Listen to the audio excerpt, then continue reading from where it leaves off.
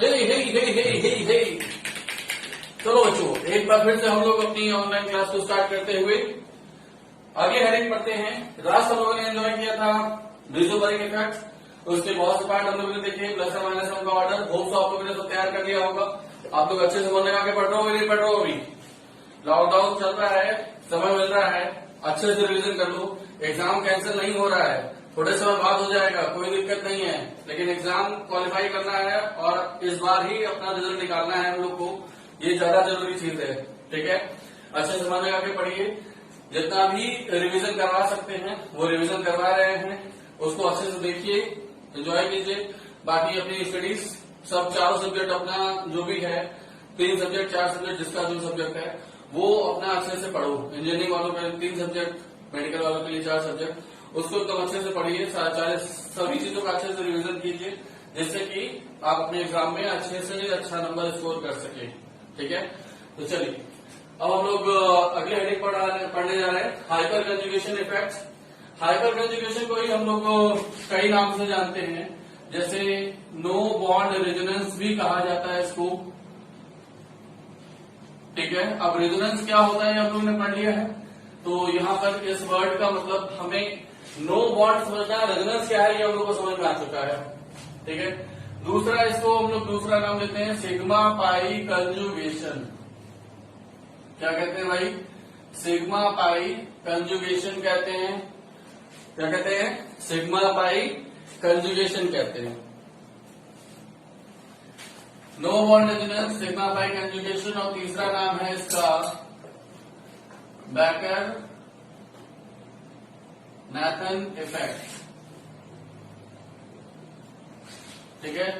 तो इसके 3 नामों से इसको जाना जाता है, no bond resonance, sigma pi conjugation, Baker Nathan effect या फिर हाइपर कंजुगेशन, ठीक है?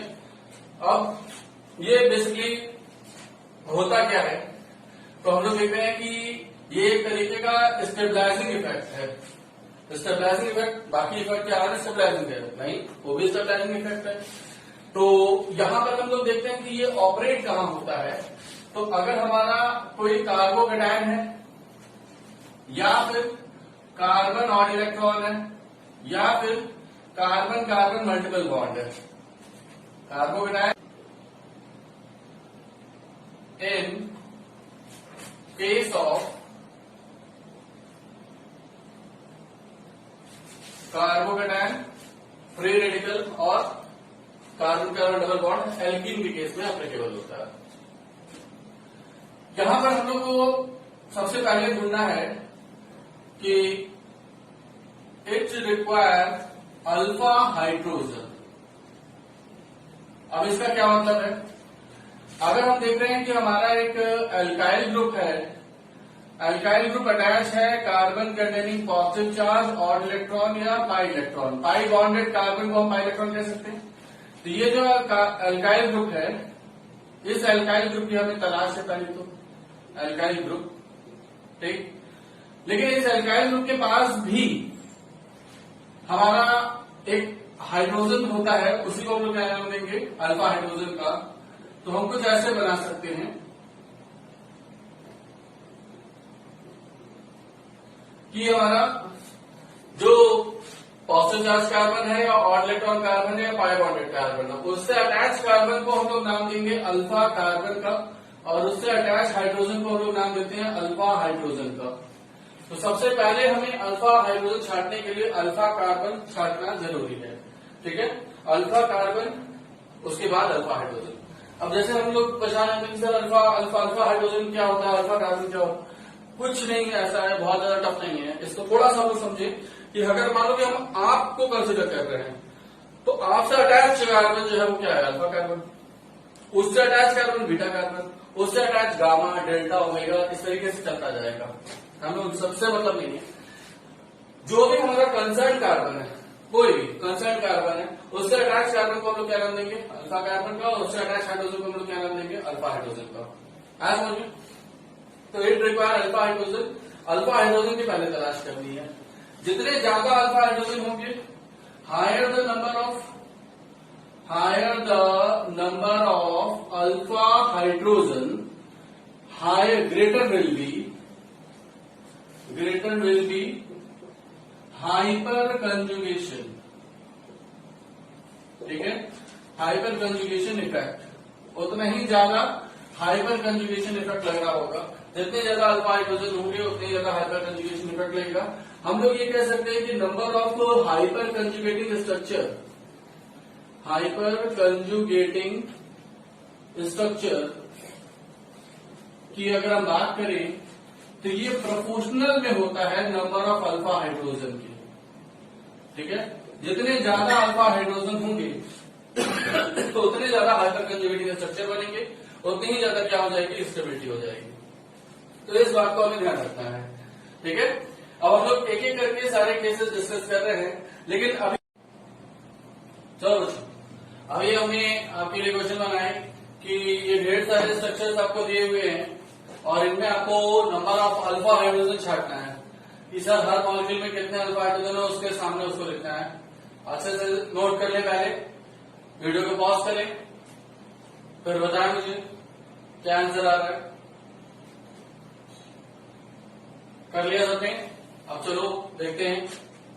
अगर हमारा इस तरीके से बॉन्ड बना के लिखा हुआ है कि एक पॉजिटिव, एक टर्मिनल पे पॉजिटिव, तो इधर हर टर्मिनल जो वो CH3 होता है वो हमें पता है। तो यहाँ CH3 कितने अल्फा हाइड्रोजन है। पहली बात तो हम इस पॉजिटिवली चार्ज कार्बन से अटैच कार्बन को अल्फा कार्बन बोलेंगे और उससे अटैच 3 अल्फा हाइड्रोजन होंगे, उससे अटैच हाइड्रोजन अल्फा हाइड्रोजन कहलाएंगे। तो कितने हो गए, 3। इसको मैं पूरा बना के लिख देता हूँ, CH3 CH2 पॉजिटिव। इसको हम लोग इस तरीके से रिप्रेजेंट कर सकते हैं। तो पॉजिटिवली चार्ज कार्बन से अटैच कार्बन को अल्फा कार्बन और उससे अटैच हाइड्रोजन अल्फा हाइड्रोजन, कितने अल्फा हाइड्रोजन है, 3 रिपोर्ट किया गया। अब यहाँ पे देखो क्या है, बीच वाला कार्बन है CH, इधर CH3 है और इधर भी CH3 है। इसके पास एक पॉजिटिव, एक इलेक्ट्रॉन कम है, तो 1 2 3 बॉन्ड बनाया हुआ है इसमें। तो 3 और 3, ये पॉजिटिव चार्ज कार्बन से अटैच कार्बन को अल्फा कार्बन उनसे अटैच हाइड्रोजन अल्फा हाइड्रोजन, कितने हो गए, 6। यहाँ हो गया 6 अल्फा हाइड्रोजन। अब यहाँ एक बीच वाला कार्बन, उससे 3 CH3 है और इससे पॉजिटिव चार्ज। तो डेफिनेशन जरूर बोलो, जो डेफिनेशन बोला हमने कि पॉजिटिव चार्ज कार्बन से अटैच कार्बन को अल्फा कार्बन और उससे अटैच हाइड्रोजन को अल्फा हाइड्रोजन बोलेंगे। तो 3 3 6 3 9, यहाँ हो गया 9। अब ये क्या है भाई, ये ट्राई मिथाइल था। अब यहाँ पे उन्हीं के आगे कुछ और ब्रांचिंग कर दी गई है, यानी कि इसको अगर हम बोल के लिखेंगे तो हम कैसे बनाएंगे इसको बेटा, C के ऊपर पॉजिटिव चार्ज है, इधर है हमारा CH2 CH3, इधर है CH2 CH3 और नीचे है CH2 CH3। तो पॉजिटिवली चार्ज कार्बन ये हो गया, उससे अटैच कार्बन, उससे अटैच कार्बन, उससे अटैच कार्बन पे ही जाना है, उसके आगे नहीं बढ़ना है, क्योंकि ये फिर बीटा कार्बन हो जाएंगे। तो अल्फा कार्बन 3 है, उनसे हाइड्रोजन कितने हो गए, 2 2 4 2 6, तो यहाँ 6 अल्फा हाइड्रोजन है। अब यहाँ पे आ जाओ, ये क्या बनाया गया है भाई, ये आइसोप्रोपाइल ग्रुप जोड़ा गया है। अगर हमने एक पॉजिटिवली चार्ज कार्बन बना दिया, उसके साथ इधर गए एक कार्बन, उससे 2 CH3 है, तो इसके पास एक H है कि नहीं है। उसी तरीके से यहाँ आ जाओ कि इसके पास 2 CH3 है, 2 CH3 है तो एक H होगा। यहाँ आ जाओ, इसके साथ 2 CH3 है, 2 CH3 है तो एक H होगा। तो अब आ जाओ भाई, तो पॉजिटिवली चार्ज कार्बन से अटैच कार्बन को alpha carbon alpha carbon alpha carbon, उनसे अटैच हाइड्रोजन को अल्फा हाइड्रोजन, तो 1 2 और 3। ये बहुत ही इंपॉर्टेंट क्वेश्चन है, क्योंकि हमारा कहीं कार्बोकेटायन बन रहा होगा किसी मैकेनिज्म के दौरान, किसी क्वेश्चन के दौरान, और आपको उसकी स्टेबिलिटी चेक करनी है कि ज्यादा स्टेबल स्ट्रक्चर कौन सा है। तो उस केस में हमें जरूरत पड़ेगी कि सर हमें अल्फा हाइड्रोजन काउंट करके आना चाहिए। कहीं एल्कीन हमारी बन रही है, तो ज्यादा स्टेबल एल्कीन कौन सी बन रही है, इसका फैसला करने के लिए हमें अल्फा हाइड्रोजनों को काउंट करके आना चाहिए। ठीक है, तो 3 अल्फा हाइड्रोजन हो गए यहाँ पे। अब यहाँ जो जरा इसके पास क्या है, इसको अगर ओपन करते हैं तो क्या दिखेगा भाई, ये कार्बन है जिससे अटैच एक कार्बन है CH2 पॉजिटिव और उसके ऊपर 3 कार्बन है CH3 CH3 CH3। भाई देखो, 1 कार्बन 2 कार्बन 3 कार्बन 4 और 5, 1 2 3 4 5। ठीक है, तो अब बताओ पॉजिटिवली चार्ज कार्बन से अटैच कार्बन को अल्फा कार्बन बोला है, क्या उसके पास अल्फा हाइड्रोजन है, 3 CH3 लगा हुआ है सर, इसके तीनों इसको हटा करके, तो इसके पास एक भी अल्फा हाइड्रोजन नहीं, तो यहाँ कितना हो जाएगा 0 या 0 अल्फा हाइड्रोजन लिखते हैं, 0 अल्फा हाइड्रोजन। इसके लिए यहाँ आ जाओ, यहाँ पे एक जगह पॉजिटिव चार्ज है। अब बताओ ये पॉजिटिव चार्ज बना लेना, उसमें क्वेश्चन में छूट गया था। तो इस पॉजिटिव चार्ज कार्बन से अटैच कार्बन को अल्फा कार्बन और उनसे अटैच हाइड्रोजन को अल्फा हाइड्रोजन, तो 2 अल्फा हाइड्रोजन तो यहाँ हो गए और 2 अल्फा हाइड्रोजन यहाँ हो गए। कितने हो गए, 2 और 2 4 अल्फा हाइड्रोजन हो गए भाई। अब बताओ इसमें कितना हो जाएगा, तो यहाँ 2 अल्फा हाइड्रोजन हो गए, अल्फा कार्बन अल्फा हाइड्रोजन और ऊपर CH3 है, तो 3 4 5 6 7 अल्फा हाइड्रोजन है। ऐसा हो गए। अब यहाँ जो इस पॉजिटिवली चार्ज कार्बन से अटैच कार्बन का अल्फा कार्बन, इसके 3 बॉन्ड दिख रहे हैं, यानी एक हाइड्रोजन है, तो एक अल्फा हाइड्रोजन होगा भाई। यहाँ जो सर यहाँ पॉजिटिवली चार्ज कार्बन से अटैच कार्बन अल्फा कार्बन, उससे 2 अल्फा हाइड्रोजन, यहाँ पे एक कार्बन है जिसके 2 बॉन्ड दिख रहे हैं, यानी कितने बॉन्ड होंगे, सॉरी 3 बॉन्ड दिख रहे हैं, यानी कितने बॉन्ड अभी हाइड्रोजन वाले हैं, एक। ऊपर तो CH3 है ना, ये CH3 है, इससे मतलब नहीं है हमें, तो कितने अल्फा हाइड्रोजन हो गए, 3 अल्फा हाइड्रोजन हो गए। पॉजिटिवली चार्ज कार्बन से attach carbon, positively charge carbon से अटैच कार्बन, उनसे अटैच हाइड्रोजन काउंट कर लो, 3 हो गए।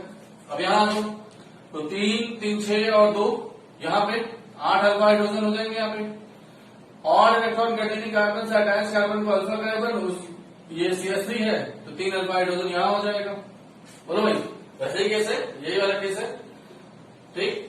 अब उसके बाद ये वाला केस हो गया कि इसमें 2 CH3 लगा हुआ है सर, तो 3 और 3 कितना हो गया, 6 अल्फा हाइड्रोजन। अब यहाँ पे देखो और इलेक्ट्रॉन, इसको खोलना पड़ेगा, जब बना लेंगे, यही केस है। यहाँ बस खाली पॉजिटिव चार्ज की जगह क्या कर दिया गया, और इलेक्ट्रॉन, तो इस और इलेक्ट्रॉन कंटेनिंग कार्बन से 3 CH3, इस और इलेक्ट्रॉन कंटेनिंग कार्बन से 3 CH3, ठीक। तो कितने अल्फा हाइड्रोजन हो गए, 9 अल्फा हाइड्रोजन हो गए। कितना आसान केस है, देखो कोई टफ लग रहा है क्या, टफ लग ही नहीं रहा होगा, लेकिन बहुत इंपॉर्टेंट केस है, ये सारे केसेस आपको आने चाहिए, पहचाने आना चाहिए, जरूरी नहीं कि इन्हीं में से कुछ है, कोई भी आ जाए तो वो हम लोग सॉल्व कर लेंगे। अब यहाँ पे देख रहे हैं पॉजिटिव चार्ज कार्बन से अटैच CH3, यहाँ पर कार्बन और ये कार्बन, 3 अल्फा कार्बन हो गए, ये वाला कार्बन, ये कार्बन और ये कार्बन। इसके पास कितने हाइड्रोजन दिख रहे हैं, 2, इसके पास कितना दिख रहा है, 1, और ये क्या है, CH3, कितना हो गया, 3 4 5 6 अल्फा हाइड्रोजन हो गया, 3 4 5 6। अब यहाँ जो सर यहाँ पे क्या है, हर टर्मिनल जो है, अब ये टर्मिनल और कार्बन है, इसके साथ 2 हाइड्रोजन है। अगर ये समझ में नहीं आ रहा तो मैं इसको बना देता हूँ पूरा ओपन करके। इसको हमने बनाया CH3, फिर CH डबल बॉन्ड CH2, ये है मॉलिक्यूल, ये मॉलिक्यूल ये लिखा गया है। यहाँ CH2 है, 2 H है, 2 बॉन्ड कार्बन के, फिर ये वाले कार्बन से एक CH3 हो गया, तो इधर एक H है, वो यहाँ निकल गया। अब डबल बॉन्डेड कार्बन से अटैच कार्बन को अल्फा कार्बन, ये दोनों कार्बन तो डबल बॉन्डेड कार्बन हो गए ना, ऐसे नहीं सोचना कि ये डबल बॉन्डेड कार्बन से सर ये भी तो डबल बॉन्डेड, मतलब ये भी अटैच कार्बन हो गया। ये पूरा एक ग्रुप लेना है, ये सेंटर हो गया हमारा, डबल बॉन्डेड सेंटर हो गया। तो इस डबल बॉन्डेड सेंटर से अटैच कितने कार्बन दिख रहे हैं, तो सर यहाँ दिख रहा है एक कार्बन, और उसके साथ कितना हाइड्रोजन है, 3, तो इसके पास अल्फा हाइड्रोजन कितने हो जाएंगे, ये अल्फा कार्बन है, तो इसके पास 3 अल्फा हाइड्रोजन है, तो ये 3 अल्फा हाइड्रोजन हो गया। उसी तरीके से यहाँ पे आ दो, यही चीज यहाँ पे, लेकिन एक और CH3 बनाते हैं, यानी कि एक CH3 इधर और लगा दो, तो 3 इधर और 3 इधर, कितने हो गए, 6 अल्फा हाइड्रोजन हो जाएंगे। समझ में आ रहा है, इसको बनाओगे, चलो बना देता हूं, CH3 CH double bond CH bond CH3, यही मॉलिक्यूल यहाँ रिपोर्ट किया गया है। तो CC डबल बॉन्ड हो गया, इससे अटैच CH3, इससे अटैच CH3 है भाई, तो 3 3 6 अल्फा हाइड्रोजन हो गए।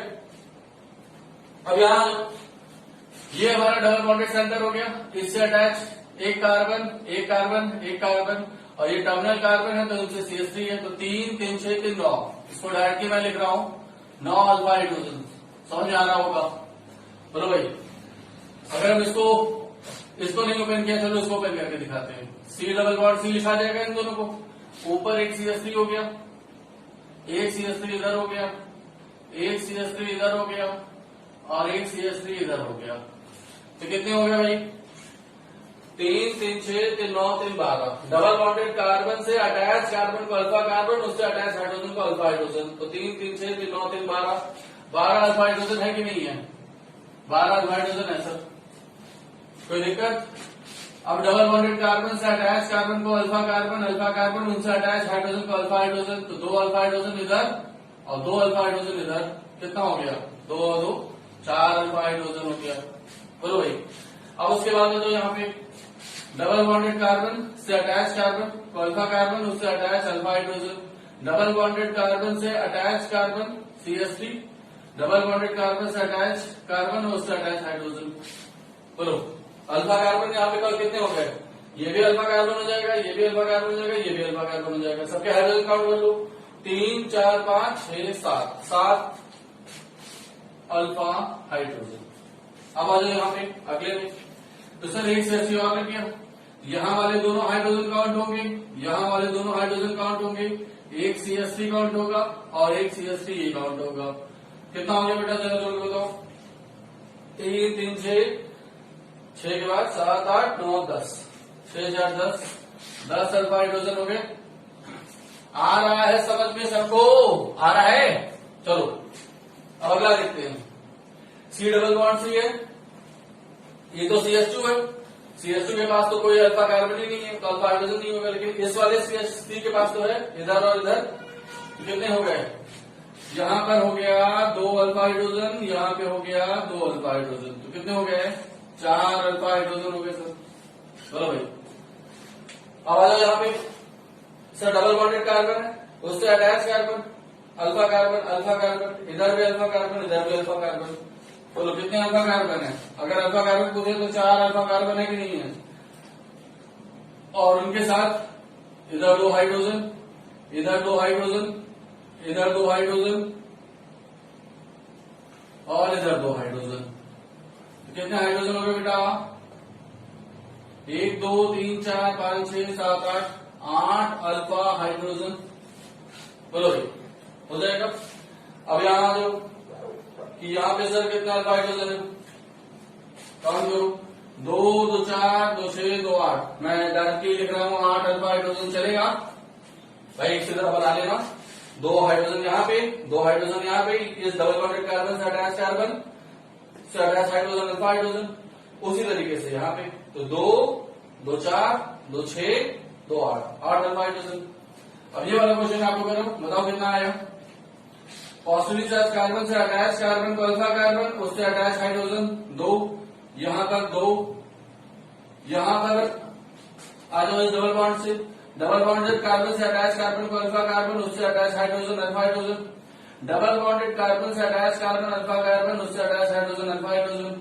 सर डबल बॉन्डेड कार्बन से अटैच कार्बन को अल्फा कार्बन, उससे अटैच हाइड्रोजन अल्फा हाइड्रोजन। कितने हो गए बताओ जरा, काउंट करो जरा। 2 2 4 1 5 6 7 8 9, 9 अल्फा हाइड्रोजन है, 9 अल्फा हाइड्रोजन है। आया समझ में कि नहीं आया भाई? बोलो। ये कुछ अल्फा हाइड्रोजन की काउंटिंग वाले क्वेश्चन मैंने आपको कराए, बहुत इंपॉर्टेंट है। जब ये अल्फा हाइड्रोजन आपको काउंट करने आ जाएगा तो आप बहुत से क्वेश्चन सॉल्व कर लोगे कि सर आपको कितने हाइपर कंजुगेटिंग स्ट्रक्चर। देखो हमने बताया कि नंबर ऑफ अल्फा हाइड्रोजन जितने ज्यादा होंगे उतने ही ज्यादा हाइपर कंजुगेटिंग स्ट्रक्चर्स होंगे। अभी वो कैसे स्टेबलाइज करते हैं वो तो मुद्दा बाकी है अभी डिस्कस करना। लेकिन अभी हमें ये तो समझ में आ गया कि सर इतने अल्फा हाइड्रोजन हैं तो जितने ज्यादा अल्फा हाइड्रोजन उतनी ज्यादा स्टेबिलिटी, उतनी ज्यादा हाइपर कंजुगेटिंग स्ट्रक्चर बनेंगे और उतनी ज्यादा स्टेबिलिटी आएगी। तो ये क्वेश्चन आपको समझ में आया कि नहीं आया? बिल्कुल नोट किया जाए। समझ में आया कि नहीं आया? जितना पढ़ाया अभी हाइपर कंजुगेशन वो सब समझ में आया कि नहीं आया? चलो अब हम लोग आगे देखते हैं कि सर कार्बोकेटायन जो हम लोगों ने देखा, फ्री रेडिकल देखा और एल्कीन देखा कि सर इनके केस में हाइपर कंजुगेशन लग रहा है। अब वो कैसे लग रहा है अब उसको देखते हैं। ठीक है, तो सबसे पहला केस हम लोग लेते हैं कार्बोकेटायन। कार्बोकेटायन जैसा कि हम लोगों ने पहले भी देखा है कि सर एक पॉजिटिवली चार्ज कार्बन अगर होता है तो उसको हम लोग क्या बोलते हैं बेटा? कार्बोकेटायन बोलते हैं। तो हमारा जो कार्बोकेटायन है उससे अटैच एक एल्काइल ग्रुप है, ठीक है। अब ये एल्काइल ग्रुप कैसे अपने इलेक्ट्रॉन की सप्लाई करता है या आप देखते हैं।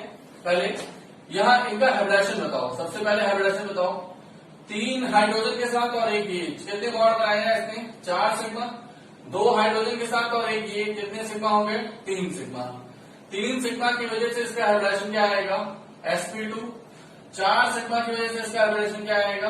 sp3। ये सब तो केमिकल बॉडी में पढ़ रखा हम लोगों ने, इसमें कोई दिक्कत नहीं आनी चाहिए।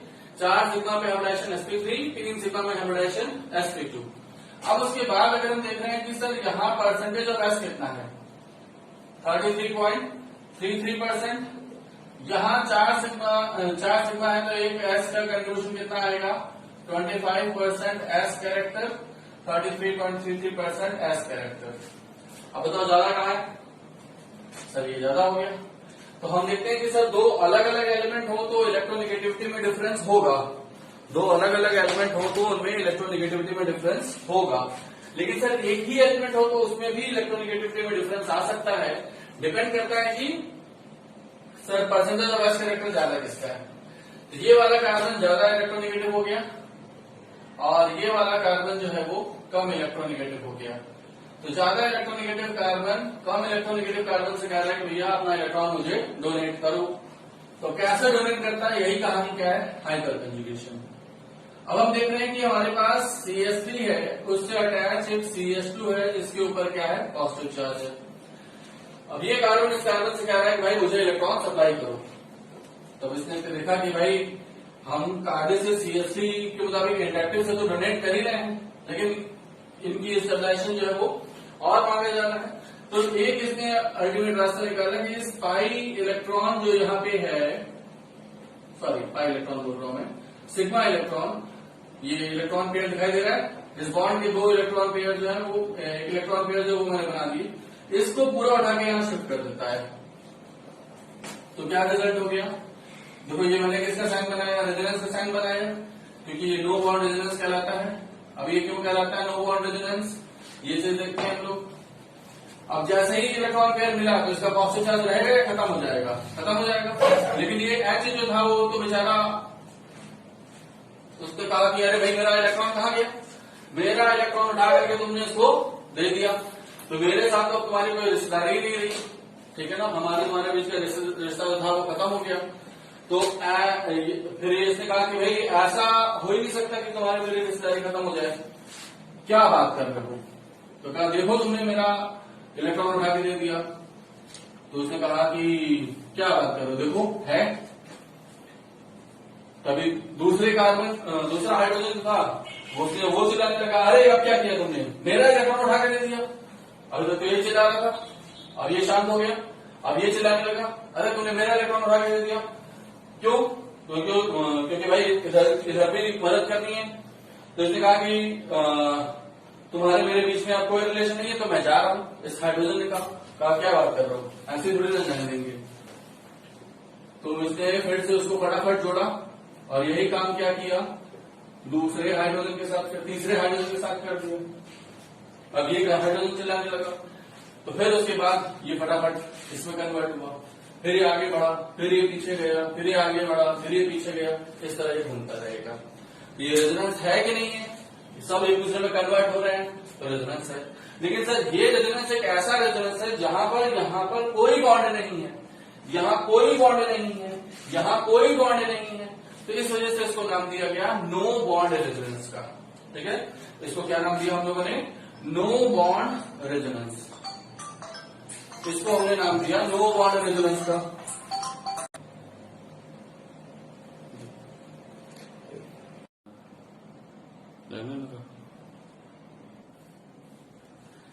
तो यहाँ पे हम लोगों ने देखा बेटा कि CH के बीच में कोई बॉन्ड नहीं है, तो नो बॉन्ड रेजोनेंस। और उसके बाद number of hyper conjugated structure 3 है, यहाँ तक हो गया हम लोग का, इसमें कोई दिक्कत नहीं।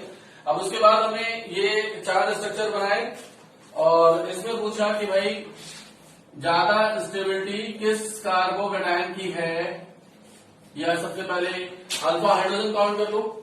तो यहाँ पे हमने देखा कि इस CH3 से अटैच कोई कार्बन है क्या? पॉजिटिव चार्ज कार्बन से अटैच कार्बन होना चाहिए। सबसे पहले मैंने बताया कि अल्फा हाइड्रोजन काउंट करने के लिए पहले अल्फा कार्बन को ढूंढना जरूरी है। तो यहाँ कोई अल्फा कार्बन है क्या? नहीं, अल्फा कार्बन नहीं तो अल्फा हाइड्रोजन भी नहीं है, तो 0 अल्फा हाइड्रोजन। फिर यहाँ पॉजिटिव चार्ज कार्बन से एक कार्बन है, अल्फा कार्बन, और उससे अटैच कितने हाइड्रोजन है?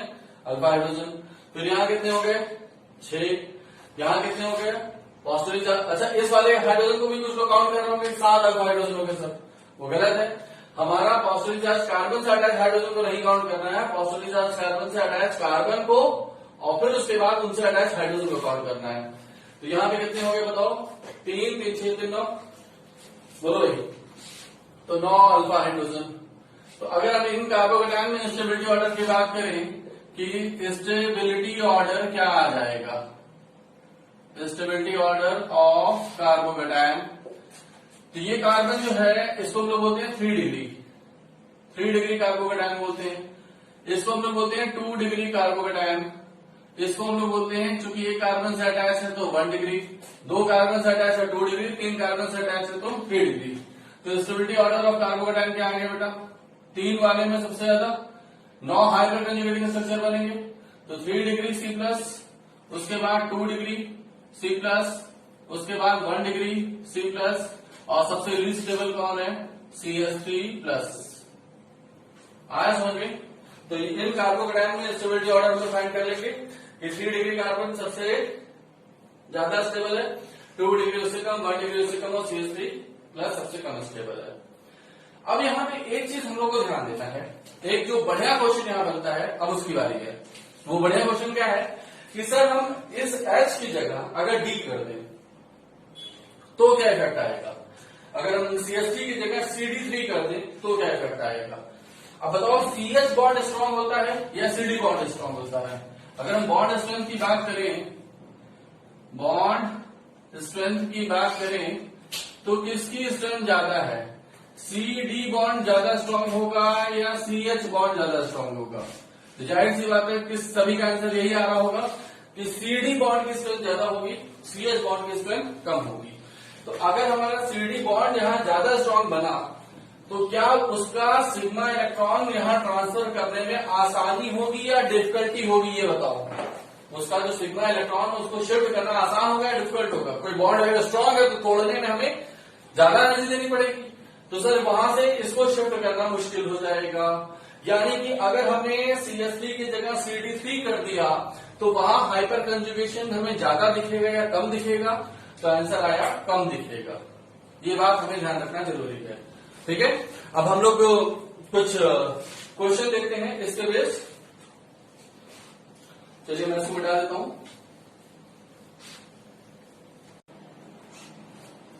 स्टार्ट।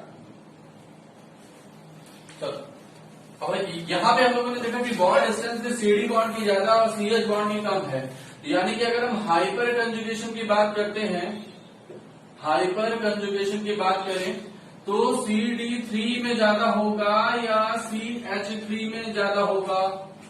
क्योंकि हमें CD बॉन्ड को तोड़ना है, यहाँ पे थोड़ा सा डिफरेंस है इंडक्टिव से, तो यहाँ पर हमें CD बॉन्ड को तोड़ना है, तो तोड़ने में हमें ज्यादा एनर्जी देनी पड़ेगी, तोड़ने में हमें कम एनर्जी देनी पड़ेगी। तो कहाँ ज्यादा होगा?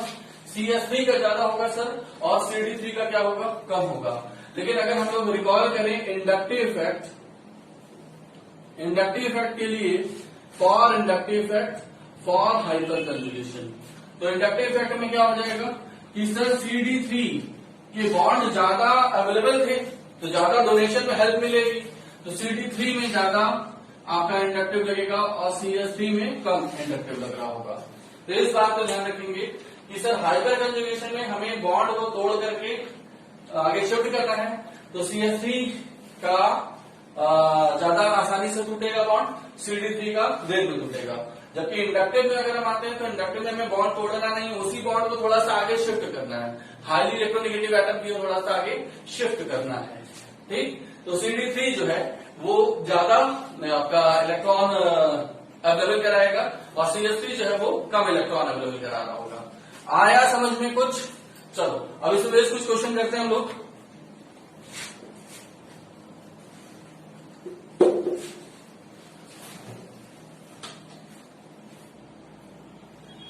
तो यहाँ पे हम लोगों ने देखा कि बॉन्ड स्ट्रेंथ के मुताबिक आपका हाइपर कंजुगेशन जो है वो CH3 में ज्यादा मिलेगा और CD3 में क्या मिलेगा, कम मिलेगा, क्योंकि CH3 का बॉन्ड तोड़ना ज्यादा आसान है तो वो इलेक्ट्रॉन अपना आगे डिलोक्लाइज ज्यादा कर रहा होगा, और CD3 में बॉन्ड की स्ट्रेंथ ज्यादा है तो वो तोड़ना मुश्किल है, तो उसमें जो सिग्मा बॉन्ड है उसका पाई बॉन्ड बनाना मुश्किल होगा।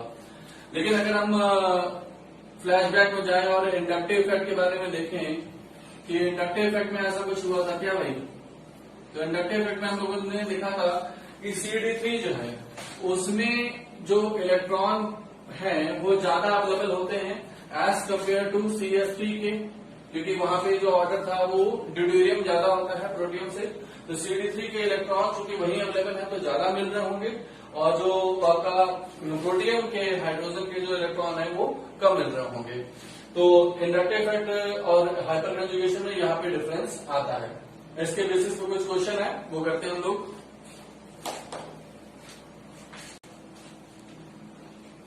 अब ये तमाम क्वेश्चंस हैं, इनको आप सॉल्व करें। पहले में 4 क्वेश्चन, दूसरे में 4 क्वेश्चन, फिर बाकी सब में 2-2 क्वेश्चन। इनमें स्टेबिलिटी ऑर्डर बताना है कि सर इन दोनों में ज्यादा स्टेबल कौन है, इन चारों में ज्यादा स्टेबल कौन है, इसको बताना है। वीडियो में पॉज करें, सॉल्व करें और फिर वापस आए।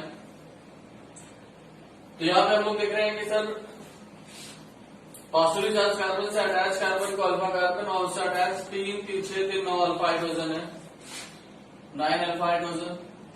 यहाँ पे भी 9 है, यहाँ पे भी 9 है, यहाँ पे भी 9 है, ठीक। ड्यूटेरियम भी हाइड्रोजन का ही भाई बहन है, तो निकलने की टेंडेंसी तो है ही उसकी, लेकिन वो निकलने की रेट क्या होगी उसकी, कम होगी, क्योंकि बॉन्ड स्ट्रेंथ क्या है, ज्यादा है। यहाँ ऐसे 6 हो गए, यहाँ 3 ही था, यहाँ 6 है और यहाँ 9 के 9 हो गए। 9 ड्यूटेरियम हो गए तो इनकी बॉन्ड स्ट्रेंथ की एनर्जी ज्यादा हो जाएगी, जिसकी वजह से इसको तोड़ पाना थोड़ा सा मुश्किल होगा। तो हाइपर कंजुगेशन जो है वो ज्यादा आसानी से किसमें दिखेगा, इसमें दिखेगा। तो 9 अल्फा हाइड्रोजन तो सभी में है, ठीक है, लेकिन स्टेबिलिटी ऑर्डर जो है वो ये हो जाएगा। आए समझ में? क्यों? क्योंकि सर 9 अल्फा हाइड्रोजन थे, 6 alpha hydrogen, 3 deuterium, 3 alpha hydrogen, 6 deuterium और 0 अल्फा हाइड्रोजन जबकि 9 ड्यूटेरियम। तो इस वजह से हमारा स्टेबिलिटी ऑर्डर वेरी कर रहा है। मैंने बताया कि CH3 में आपका ज्यादा अच्छे से होगा as compare to CD3, hyper conjugation की बात कर रहे हैं, ठीक। अब अगर हम यहां आते हैं कि सर इन कार्बोकेटाइन की स्टेबिलिटी बता दी हम लोगों ने, अब ये अगर कार्बोकेटाइन दे दे और इनमें स्टेबिलिटी ऑर्डर बताना हो तो यहाँ पे हम देख रहे हैं कि सर पॉजिटिवली चार्ज कार्बन से अटैच कार्बन को अल्फा कार्बन, उससे अटैच हाइड्रोजन को अल्फा हाइड्रोजन, यहाँ एक भी नहीं, यहाँ भी नहीं, यहाँ भी नहीं, यहाँ भी नहीं, कहीं अल्फा हाइड्रोजन है ही नहीं सर। तो हाइपर कंजुगेशन यहाँ सोचना है कि नहीं सोचना है? हाइपर कंजुगेशन हम लोग तभी सोचेंगे जब हमें अल्फा हाइड्रोजन मिल रहा होगा। अगर हाइपर कंजुगेशन हमें नहीं दिख रहा है सर तो फिर हम लोग बाकी और इफेक्ट पे आ जाए। क्योंकि यहाँ रेजोनेंस वगैरह कुछ नहीं लगना है, केवल इंडक्टिव लगना है, तो इंडक्टिव से सोचिए। तो इंडक्टिव में हम जानते हैं कि CD3 इंडक्टिव में इसका इस क्वेश्चन का ऑर्डर हमारा इससे एक्सप्लेन हो रहा है कि यहाँ पर लग रहा है इंडक्टिव, और इंडक्टिव के मुताबिक आपका ऑर्डर क्या आता है कि CD3 ज्यादा इलेक्ट्रॉन अवेलेबल कराएगा as compare to CH3। CD3 ज्यादा इलेक्ट्रॉन अवेलेबल कराता है। तो यहाँ पे देखो CD3 3 हो गए, 3, 3, 6, 3, 9, यहाँ 2 है, यहाँ 1 है और यहाँ 1 भी नहीं, तो ज्यादा अवेलेबल कराएगा। यहाँ स्टेबिलिटी ऑर्डर क्या आ जाएगा, ये आ जाएगा स्टेबिलिटी ऑर्डर। आज समझ में 3 जो CD3 है तो वो ज्यादा अवेलेबल कराएंगे, जस्ट अपोजिट है इसके। लेकिन ऊपर वाले क्वेश्चन नीचे वाले क्वेश्चन में डिफरेंस है। यहाँ हमें अल्फा हाइड्रोजन मिल रहा था तो इसलिए अल्फा हाइड्रोजन पे ध्यान दिया गया, और CD3 की पॉसिबिलिटी से इफेक्ट कम हो रहा है। लेकिन जब आपका अल्फा हाइड्रोजन नहीं है तो आपको इंडक्टिव ही प्योरली लगाना है। और इंडक्टिव के मुताबिक हम लोग देख रहे हैं कि CD3 के इलेक्ट्रॉन ज्यादा अवेलेबल होंगे और CH3 के इलेक्ट्रॉन कम अवेलेबल होंगे, तो इस वजह से ऑर्डर ये आया। होप तो समझ में आ गया हो सबको, आ गया है सबको समझ में? चलिए बहुत अच्छी बात है, आगे बढ़ते हैं, ठीक है। अब बाकी क्वेश्चन तो आपके लिए बहुत ही आसान है, क्योंकि यहाँ पे सिंपली आपका अल्फा हाइड्रोजन काउंट करके बताना है। तो यहाँ पे हम देख रहे हैं कि इससे कितना अल्फा हाइड्रोजन हो गया है, 3, 3, 6, और यहाँ पे 3, 3, 6, 3, 9। ज्यादा स्टेबिलिटी किसकी होगी बेटा, 9 अल्फा हाइड्रोजन की ज्यादा स्टेबिलिटी हो जाएगी। यहाँ आ जाओ, मैं लिख दूं उसमें 3 3 6 अल्फा हाइड्रोजन, और यहाँ पे कितने हो गए 9 अल्फा हाइड्रोजन। जबकि यहाँ पे कितना बताओ 3 और 2 5 अल्फा हाइड्रोजन है, जबकि यहाँ पे कितने हैं 3 3 6 और 2 8 अल्फा हाइड्रोजन। तो कौन ज्यादा स्टेबल हो जाएगा 8 अल्फा हाइड्रोजन। अब बताइए इसमें कितना हो जाएगा। तो यहाँ पे हमें लग रहा है कि सर बड़े बड़े ग्रुप लगे हुए हैं तो ज्यादा इंडक्टिव लग रहा है, तो इंडक्टिव लगाना ही नहीं है, पहले हमें क्या लगाना है हाइपर कंजुगेशन। हाइपर कंजुगेशन और इंडक्टिव में डोमिनेट कौन करेगा, हाइपर कंजुगेशन डोमिनेट करेगा। तो यहाँ पे हम देख रहे हैं कि सर 3 और 2 5 अल्फा हाइड्रोजन है, जबकि यहाँ पे कितना है 2 और 2 4 अल्फा हाइड्रोजन है। तो कौन ज्यादा स्टेबल हो गया ये। फिर उसके बाद यहाँ पे कितना हो जाएगा 3 3 6 3 9 अल्फा हाइड्रोजन, और यहाँ कितना हो जाएगा 3 3 6 2 8 अल्फा हाइड्रोजन। तो कौन ज्यादा स्टेबल हो गया बेटा 9 अल्फा हाइड्रोजन। अब यहाँ जो कितना हो गया 3 3 6 और 2 8 अल्फा हाइड्रोजन। 2 यहाँ पे समझ में आ रहा है, पहले हम लोग अल्फा हाइड्रोजन की काउंटिंग कर चुके हैं। 3 और 1 4 अल्फा हाइड्रोजन। 4 अल्फा हाइड्रोजन कैसे दिख रहा है भाई, इधर वाला CH3 और इस वाले कार्बन के पास एक ही बॉन्ड बचा हुआ है, तो एक अल्फा हाइड्रोजन यहाँ होगा 3 1 4। तो इनमें ज्यादा स्टेबल कौन हो गया ये वाला। अब उसके बाद आ जाओ यहाँ पे कितने अल्फा हाइड्रोजन बताओ 3 4 5 6 7 अल्फा हाइड्रोजन इसके पास, और यहाँ कितना है 3 2 और 1 3 अल्फा हाइड्रोजन है। तो कौन ज्यादा स्टेबल हो गया ये। अब उसके बाद बताओ इसमें 3 और 1 4 अल्फा हाइड्रोजन, और यहाँ पे इसी के पास 2 अल्फा हाइड्रोजन। कौन ज्यादा स्टेबल हो गया 4 अल्फा हाइड्रोजन ज्यादा स्टेबल हो जाएगा 2 अल्फा हाइड्रोजन से।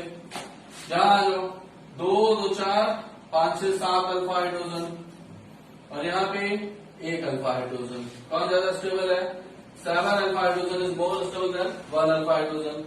अब यहाँ आ जाओ बताओ, तो इस कार्बन से अटैच जो है इसके पास एक भी अल्फा हाइड्रोजन नहीं है, 0 अल्फा हाइड्रोजन। और यहाँ पे कितना है भाई 1 अल्फा हाइड्रोजन है, 1 अल्फा हाइड्रोजन। बताओ ज्यादा स्टेबल कौन हो गया ये वाला।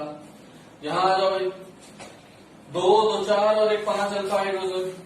कितने हैं भाई 5 अल्फा हाइड्रोजन। यहाँ पे कितना है भाई 3 3 6 और 1 7 अल्फा हाइड्रोजन। कौन ज्यादा स्टेबल है ये वाला। आया समझ में, सबका हो गया, क्वेश्चन समझ में आ रहा है सबको, सोल्यूशन समझ में आया, अच्छे से कीजिए इसको, ठीक है। Thank you.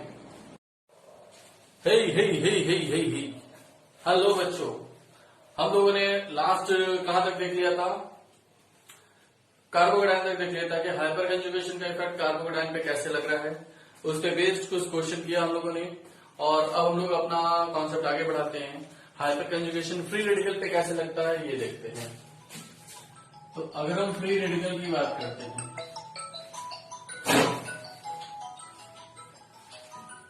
जैसे हमारे पास है CH3 CH2 और इलेक्ट्रॉन, तो यहाँ पे फिर से हम लोग को हाइब्रिडाइजेशन निकालना पड़ेगा। तो ये 4 बॉन्ड बनाया है sp3, ये 3 बॉन्ड बनाया है sp2, ठीक है। तो फिर से हम देख रहे हैं कि यहाँ पर 33.33% S कैरेक्टर हो जाएगा, और यहाँ 25% S कैरेक्टर है। तो इलेक्ट्रोनेगेटिविटी इस कार्बन की ज्यादा हो गई, इलेक्ट्रोनेगेटिविटी ऑफ दिस कार्बन, ठीक। तो ये फिर से उससे इलेक्ट्रॉन मांगना शुरू करता है, और कैसे इलेक्ट्रॉन की सप्लाई हो रही है यही हम लोग को देखना है यहाँ पे। जैसे अगर हम लोगों ने बात की CH3 CH2 और इलेक्ट्रॉन, अब ये कार्बन ज्यादा इलेक्ट्रोनेगेटिव है तो ये इससे मांग रहा है, तो इसने पूरा बॉन्ड उठा के शिफ्ट करने की कोशिश की। तो क्या ये पूरा बॉन्ड ले सकता है, नहीं, क्योंकि 2 2 4 2 6 2 8 और 1 9 इलेक्ट्रॉन हो जाएगा। तो इसने इस कार्बन से कहा कि तुम इस वाले में अपना इलेक्ट्रॉन जो है वो शिफ्ट करो।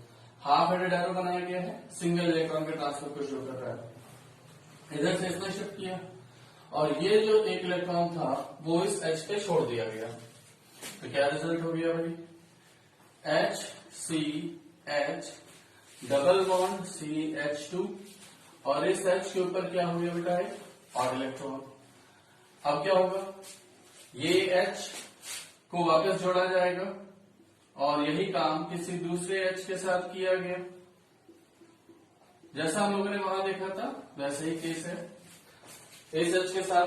पहले बॉन्ड था, नो बॉन्ड था, अब इस H के साथ नो बॉन्ड हो गया और फिर उसके बाद इस H को वापस जोड़ा जाएगा और तीसरा वाला जो H है उसके साथ ऐसा ही केस किया गया है। समझ में?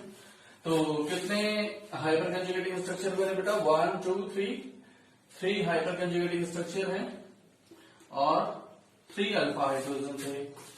यही 3 हमारे पास क्या है? अल्फा हाइड्रोजन है। तो इस तरीके से हम लोगों ने देखा कि एक फ्री रेडिकल है, उसको इलेक्ट्रॉन की सप्लाई करनी है। तो बगल वाला जो कार्बन है उसके पास अगर हाइड्रोजन है तो वो उसके इलेक्ट्रॉन निकाल करके इसको सप्लाई कर लेता है। तो अगर हमने देखा कि इसी तरीके से अल्फा हाइड्रोजन की नंबर्स में अगर वेरिएशन ले आए, जैसे एक केस ये लिया, एक केस हम लोगों ने ये लिया, ये ऑड इलेक्ट्रॉन है, दिख रहा होगा ऑड इलेक्ट्रॉन सब में, ठीक है। मैं एक बार थोड़ा सा गाढ़ा बना देता हूं। फिर उसके बाद CH3 CH CH3 ये ऑड इलेक्ट्रॉन हुआ और एक CH3 और लगा दिया गया और इसके ऊपर एक ऑड इलेक्ट्रॉन। तो यहां पर अगर हम देख रहे हैं ये कौन से डिग्री का है? 3 डिग्री। ये कौन से डिग्री का है? 2 डिग्री। ये कौन से डिग्री का है? 1 डिग्री। कितने अल्फा हाइड्रोजन है यहाँ पे? 0 अल्फा हाइड्रोजन। यहाँ पर 3 अल्फा हाइड्रोजन। इस ऑड इलेक्ट्रॉन से अटैच कार्बन से अटैच हाइड्रोजन काउंट करना है। यहाँ पर 3 और 3 6 अल्फा हाइड्रोजन और यहाँ पे 3 3 6 3 9 अल्फा हाइड्रोजन। तो अगर हम 9 अल्फा हाइड्रोजन में देखें सबसे ज्यादा स्टेबिलिटी हो जाएगी। तो अगर हमने स्टेबिलिटी की बात की, स्टेबिलिटी ऑफ फ्री रेडिकल, तो क्या हो जाएगा बेटा? 3 डिग्री वाला सबसे ज्यादा स्टेबल, 2 डिग्री वाला उससे कम, 1 डिग्री उससे कम और CH3 ऑड इलेक्ट्रॉन सबसे कम स्टेबल है। हो जाएगा। तो ये चीज हम लोग को ध्यान रखना है कि जैसा कार्बोकेटाइन में था वैसे ही फ्री रेडिकल में है। अब यहाँ पे भी मैं अगर क्वेश्चन करवाऊं तो जितने क्वेश्चन हम लोगों ने कार्बोकेटाइन में किए हैं, जहां पे पॉजिटिव चार्ज है वहां पॉजिटिव चार्ज उतार करके अगर हमने ऑड इलेक्ट्रॉन बना दिया तो वैसे ही केस हमारे किसके हो जाएंगे? फ्री रेडिकल के हो जाएंगे। तो अगर वहां कर लिया अल्फा हाइड्रोजन काउंट करके स्टेबिलिटी ऑर्डर, तो वैसे ही इसका भी हो जाएगा। इस पे कोई बहुत बड़ा काम हम लोग को नहीं करना है। समझ में आ गया होगा। अब उसके बाद नेक्स्ट है हमारा एल्कीन। एल्कीन में कैसे हम लोग अपनी स्टेबिलिटी को बताते हैं, एक बार उसको देखते हैं। जैसे अगर हमने एल्कीन का केस लिया,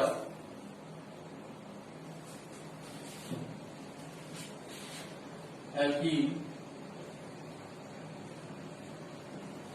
तो एल्कीन में हमारा क्या होता है? एक डबल बॉन्डेड कार्बन है और इस कार्बन से अटैच है अल्काइल ग्रुप की आवश्यकता है। तो ये अल्फा कार्बन है, उसके पास कितना अल्फा हाइड्रोजन है? 3 अल्फा हाइड्रोजन है। ये पूरा हमारा एक सिस्टम कहलाएगा। डबल बॉन्डेड कार्बन में हम ये वाले कार्बन को अल्फा कार्बन नहीं काउंट करेंगे। ये दोनों ही कार्बन हमारे एक डबल बॉन्ड को कंस्ट्रक्ट करने में लगे हुए हैं। तो इनसे अटैच जो अल्काइल ग्रुप है वो चीज कंसिडर किया जाएगा। sp3 कार्बन होना चाहिए जहां से आप अल्फा हाइड्रोजन निकाल रहे हैं। वो कार्बन sp2 होगा तो उसकी इलेक्ट्रोनेगेटिविटी ज्यादा हो जाएगी और वो अपना हाइड्रोजन नहीं देगा। इस बात को हमें ध्यान रखना है कि अगर अल्फा हाइपर कंजुगेशन के लिए अगर हम अल्फा हाइड्रोजनों को निकाल करके स्टेबिलिटी की बात कर रहे हैं तो वो कार्बन क्या होना चाहिए? sp3 होना चाहिए। तो यहाँ पर एक अल्फा कार्बन है और एक अल्फा कार्बन के पास 3 अल्फा हाइड्रोजन दिख रहे हैं। तो ऐसे ही हमने यहाँ हाइब्रिडाइजेशन निकाला तो ये sp2, ये sp3, ये मोर इलेक्ट्रोनेगेटिव, ये लेस इलेक्ट्रोनेगेटिव। अब ये कैसे अपने इलेक्ट्रॉन की सप्लाई करता है, बस इसको देखना है हम लोग को। तो हमने वापस इसको खोला, CH3 CH double bond CH2। अब ये कार्बन चूंकि मोर इलेक्ट्रोनेगेटिव है, इससे मांग रहा है तो इसने पूरा बॉन्ड आगे यहाँ शिफ्ट किया। जैसे ही शिफ्ट किया तो ये बॉन्ड यहाँ चला जाएगा क्योंकि ये कार्बन ने कितने बॉन्ड बनाया हुआ है? देखो 1 2 3 4 बॉन्ड तो पहले बनाया हुआ है, लेकिन फिर भी इसकी अभी भूख नहीं मिटी है, जिसको और इलेक्ट्रॉन चाहिए। तो बाजू वाले कार्बन से इसने कहा कि भाई मुझे इलेक्ट्रॉन सप्लाई करो। तो उसने पूछा कि भाई क्या सप्लाई करना है, जैसा फ्री रेडिकल में एक ऑड इलेक्ट्रॉन था वो सप्लाई करना है, या कार्गो के टाइम में जैसे हमने पूरा शिफ्ट कर दिया था वो शिफ्ट करना है। तो उसने कहा कि भाई देखो ये अगला वाला जो हमारा कार्बन कार्बन जो 5 बॉन्ड है, ये मैं बड़ी आसानी से इस कार्बन के ऊपर शिफ्ट करवा सकता हूँ, यानी मेरे पास से एक इलेक्ट्रॉन पेयर चला जाएगा तो आप पूरा इलेक्ट्रॉन पेयर दें, इस बात को ध्यान रखेंगे। तो जैसे ही हमने इसको यहाँ शिफ्ट किया, ये बॉन्ड यहाँ चला जाएगा, तो क्या रिजल्ट हो जाएगा बेटा, HCH double bond CH single bond CH2 negative, और इस H का इलेक्ट्रॉन लॉस हुआ, इसके ऊपर पॉजिटिव चार्ज। अब क्या है, अभी एक बार इसके ऊपर एक बार इसके ऊपर 3 हाइपरकंजुगेटिंग स्ट्रक्चर यहाँ बनाएंगे हम लोग, तो चलिए बना देते हैं। H के ऊपर positive CH H double bond CH single bond CH2 negative. फिर एक और बन जाएगा जिसमें हम लोगों ने इस H को वापस जोड़ लेना है, ऊपर वाले H को जोड़ना है, नीचे वाले H का positive charge double bond CH single bond CH2 negative. आया समझ में?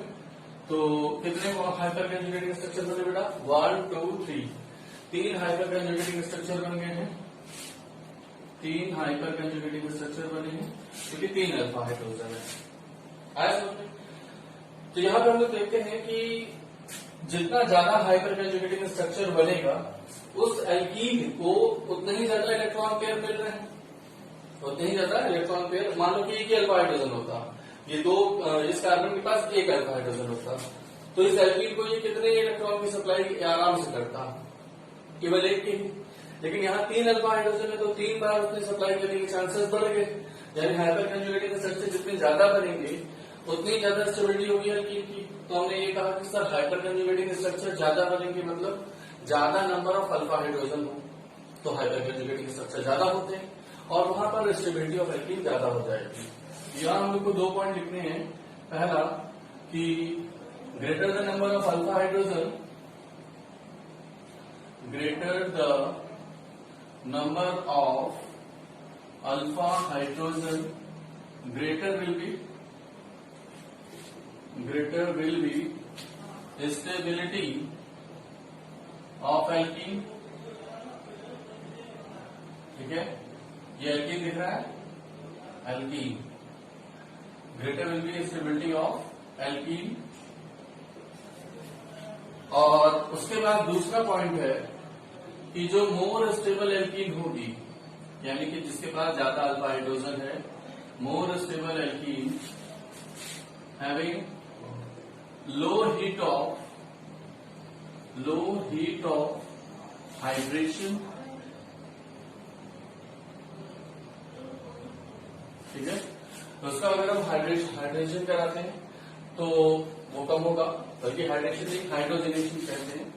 Low heat of hydrogenation and low heat of combustion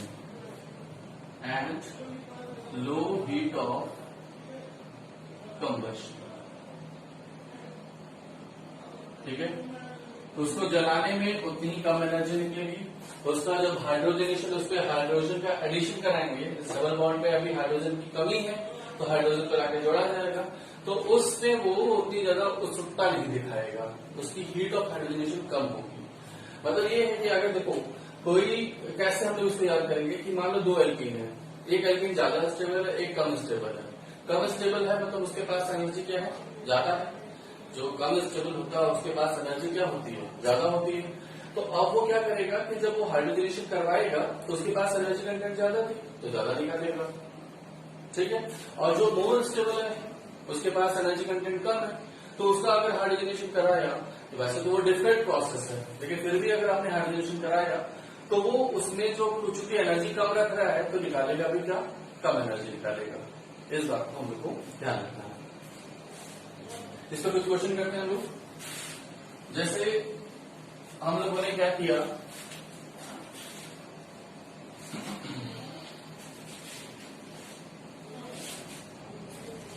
different alkene लिया। जैसे हम लोगों ने एक क्वेश्चन बनाया कि हमारे पास CH2 double bond CH CH2 CH3 है, यानी कि इसको हम क्या बोलेंगे, ब्यूट 1 बोलेंगे।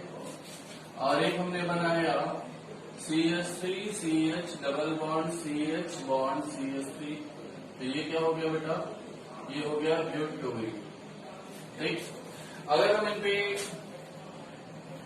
हाइड्रोजनेशन कराते हैं निकेल के प्रेजेंस में, हाइड्रोजनेशन करा रहे हैं निकेल के प्रेजेंस में, तो यहां पर हाइड्रोजन ऐड होगी, यहां पे हाइड्रोजन ऐड होगी, तो यानी कि ये एन ब्यूटेन बन जाएगा। क्या बन जाएगा, एन ब्यूटेन। और यहां से भी क्या बन रहा है, एन ब्यूटेन। तो यहां से सपोज करो एनर्जी निकाला इसने x किलो कैलोरी और यहां निकाला y किलो कैलोरी, तो आपसे पूछा जाए ऑप्शन ए x की वैल्यू ज्यादा है y से, ऑप्शन बी y की वैल्यू ज्यादा है x से, ऑप्शन सी x और y दोनों बराबर है, और ऑप्शन डी कि सर नन ऑफ दिस, या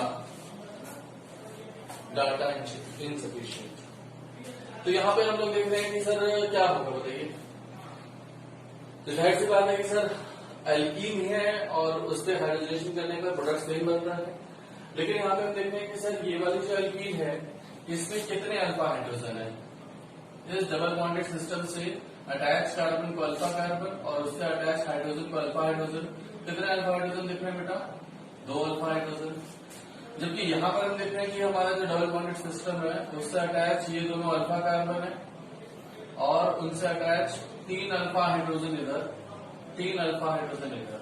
कितने अल्फा हाइड्रोजन है इसके पास, 6 अल्फा हाइड्रोजन है, जबकि इसके पास 2 अल्फा हाइड्रोजन है। तो जब 6 अल्फा हाइड्रोजन है तो ये क्या होगी, मोर स्टेबल हो गई। तो मोर स्टेबल हो गई तो इसका हीट ऑफ हाइड्रोजनेशन क्या होगा, कम होगा।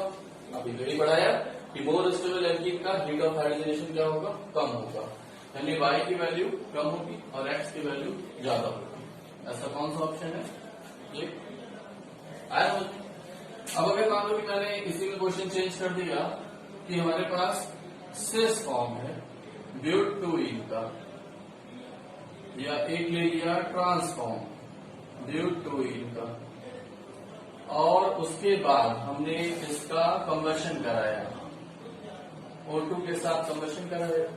तो जब हम जानते हैं कि हाइड्रोकार्बन का कंबशन कराओगे कंप्लीट कंबशन, तो CO2 और H2O प्रोड्यूस होगी। तो CO2 H2O पहले वाले में निकला, और इसको बैलेंस करके नहीं बताया गया, जाहिर सी बात है 4 कार्बन में तो 4 CO2 निकलेगा, उससे कंसर्न नहीं है। कंबशन हो रहा है, CO2 H2O बन रहा है, यहां से भी कंबशन हो रहा है, CO2 H2O बना और y किलो कैलोरी एनर्जी निकली है। अब आपसे पूछा जाए कि x और y में ज्यादा कौन है, तो पहला ऑप्शन हो गया कि सर x ज्यादा है, y is greater than x हो गया। तीसरा ऑप्शन है कि x और y दोनों बराबर है। चौथा ऑप्शन है कि सर हम नहीं बता सकते या कुछ प्रॉब्लम है क्वेश्चन में, नन ऑफ दिस। अब बताइए क्या करें। तो यहाँ पे हमने देखा कि सिस और ट्रांस ब्यूटोइन का स्ट्रक्चर ये हमारा बना हुआ है। अब अगर हम सिस की बात करते हैं बेटा, तो सिस फॉर्म किसको बोलते हैं, सिस फॉर्म हम बोलेंगे कि जब हमारा डबल बॉन्डेड सिस्टम से अटैच जो दोनों ग्रुप हैं वो सेम ग्रुप सेम साइड पे हो।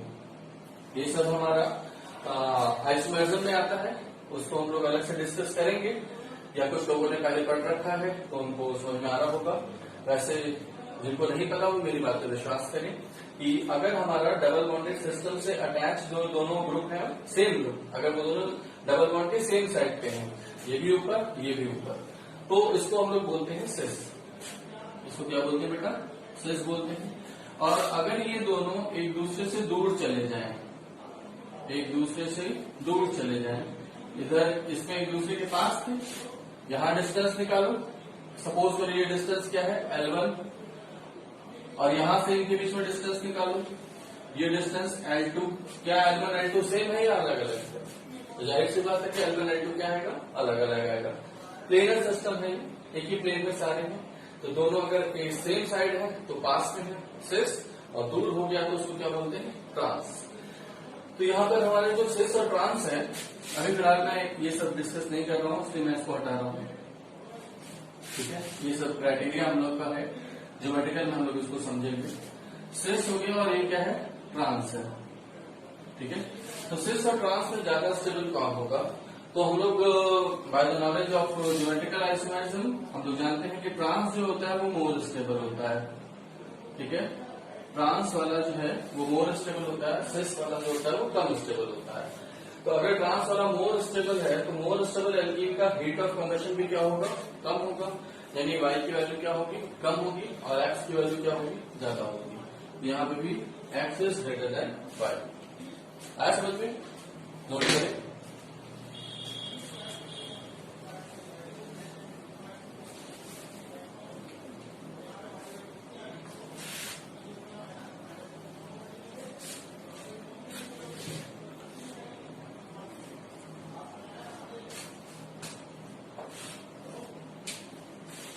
नेक्स्ट हमारे पास है कि डिफरेंट एल्कीन है।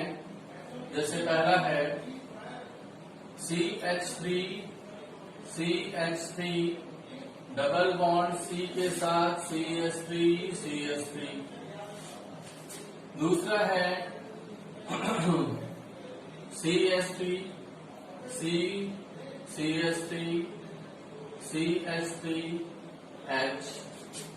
तीसरा है CH3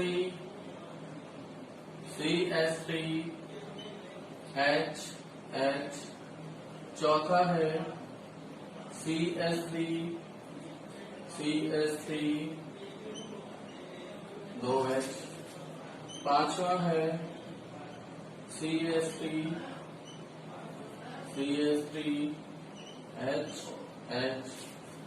छठा है CH3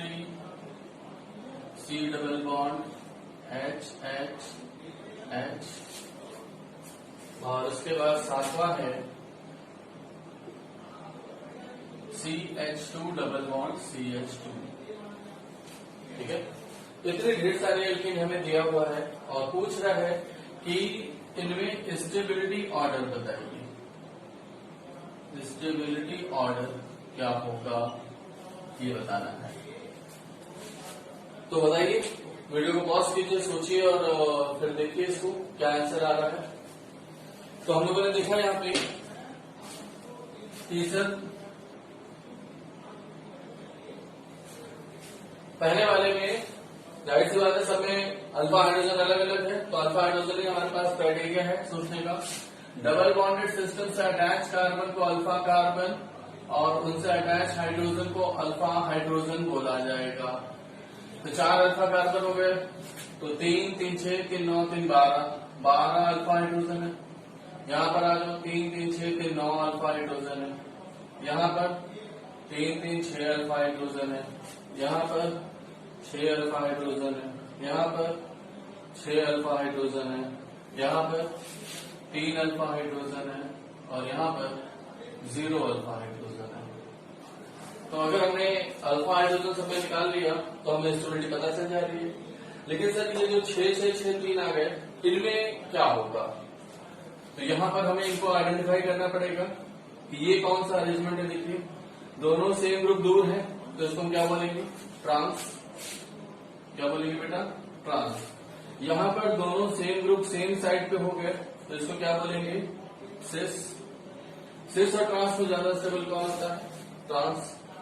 तो फिलहाल जब 6 अल्फा हाइड्रोजन हो गए तो उनमें तीसरे और पांचवें में तो स्टेबिलिटी का पता चला ये ज्यादा स्टेबल है, ये कम। अब ये वाला जो बीच में है जिसमें दोनों CH3 एक ही कार्बन के लगे हुए हैं, इसकी स्टेबिलिटी क्या है, ज्यादा है या कम है, ये चीज हम लोग को देखना है। तो आइए, अगर हमने इन दोनों का स्कोर ले लिया तो हमें पता चल जाएगा स्टेबिलिटी की क्या ऑर्डर है। तो अगर हमने तीसरा केस बनाया और तीसरे केस को मैं कंपाइल करके लिख दे रहा हूँ, सिस और ट्रांस में कोई डिफरेंशिएशन नहीं कर रहे, ये है कुछ इस तरीके से। मतलब अगर हमने इसको कंपेयर करके लिख दिया, इसका अरेंजमेंट नहीं दिखाया तो ये इसमें कोई कंफ्यूजन नहीं है। और एक ये केस बना रहे हैं जिसमें हमारा CH3 डबल बॉन्ड CH2। अब यहाँ पे अगर हम देखें कि सर ये एल्कीन है और ये भी एल्कीन है, अगर हम अल्फा हाइड्रोजन को निकाल करके जो रिजल्टेंट स्पीशीज बनती है उसकी स्टेबिलिटी से निकालना सोचने की कोशिश करें, कि अगर मान लो कि सर यहाँ वाला जो कार्बन है इसके पास जो एक H है इसका बॉन्ड यहाँ शिफ्ट किए, तो ये बॉन्ड यहाँ शिफ्ट होगा, तो क्या रिजल्ट हो जाएगा बताओ बेटा, CH2 double bond CH single bond CH, इस CH के ऊपर नेगेटिव चार्ज और यहाँ पे क्या आ जाएगा CH3।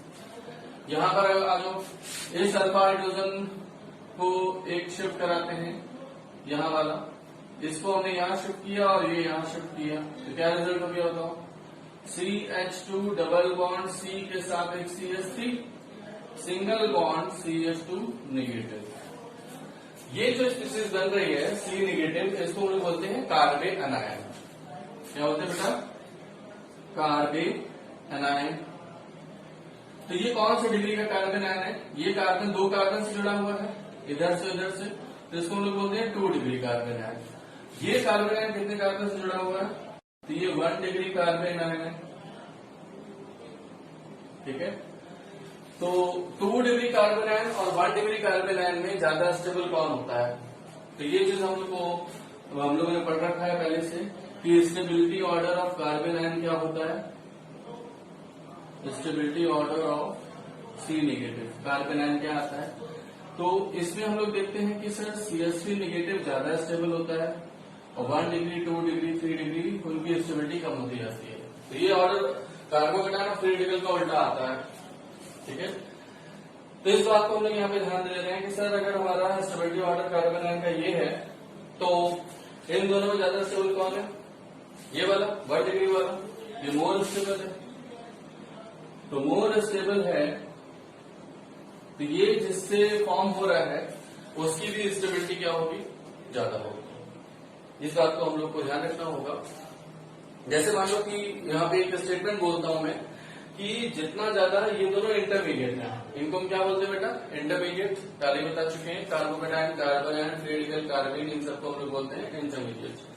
अब अगर हम देख रहे हैं कि इंटरमीडिएट जितना ज्यादा स्टेबल होगा तो उसका जो रिएक्टेंट स्पीसीज है जिससे वो फॉर्म हो रहा है उसकी भी स्टेबिलिटी क्या होती है, ज्यादा होती है। इस बात को हमें ध्यान रखना होगा। तो अगर हम ये जिससे फॉर्म हो रहा है ये एल्कीन ज्यादा स्टेबल हो गया और ये जिससे फॉर्म हो रहा है वो एल्कीन क्या है, कम स्टेबल है।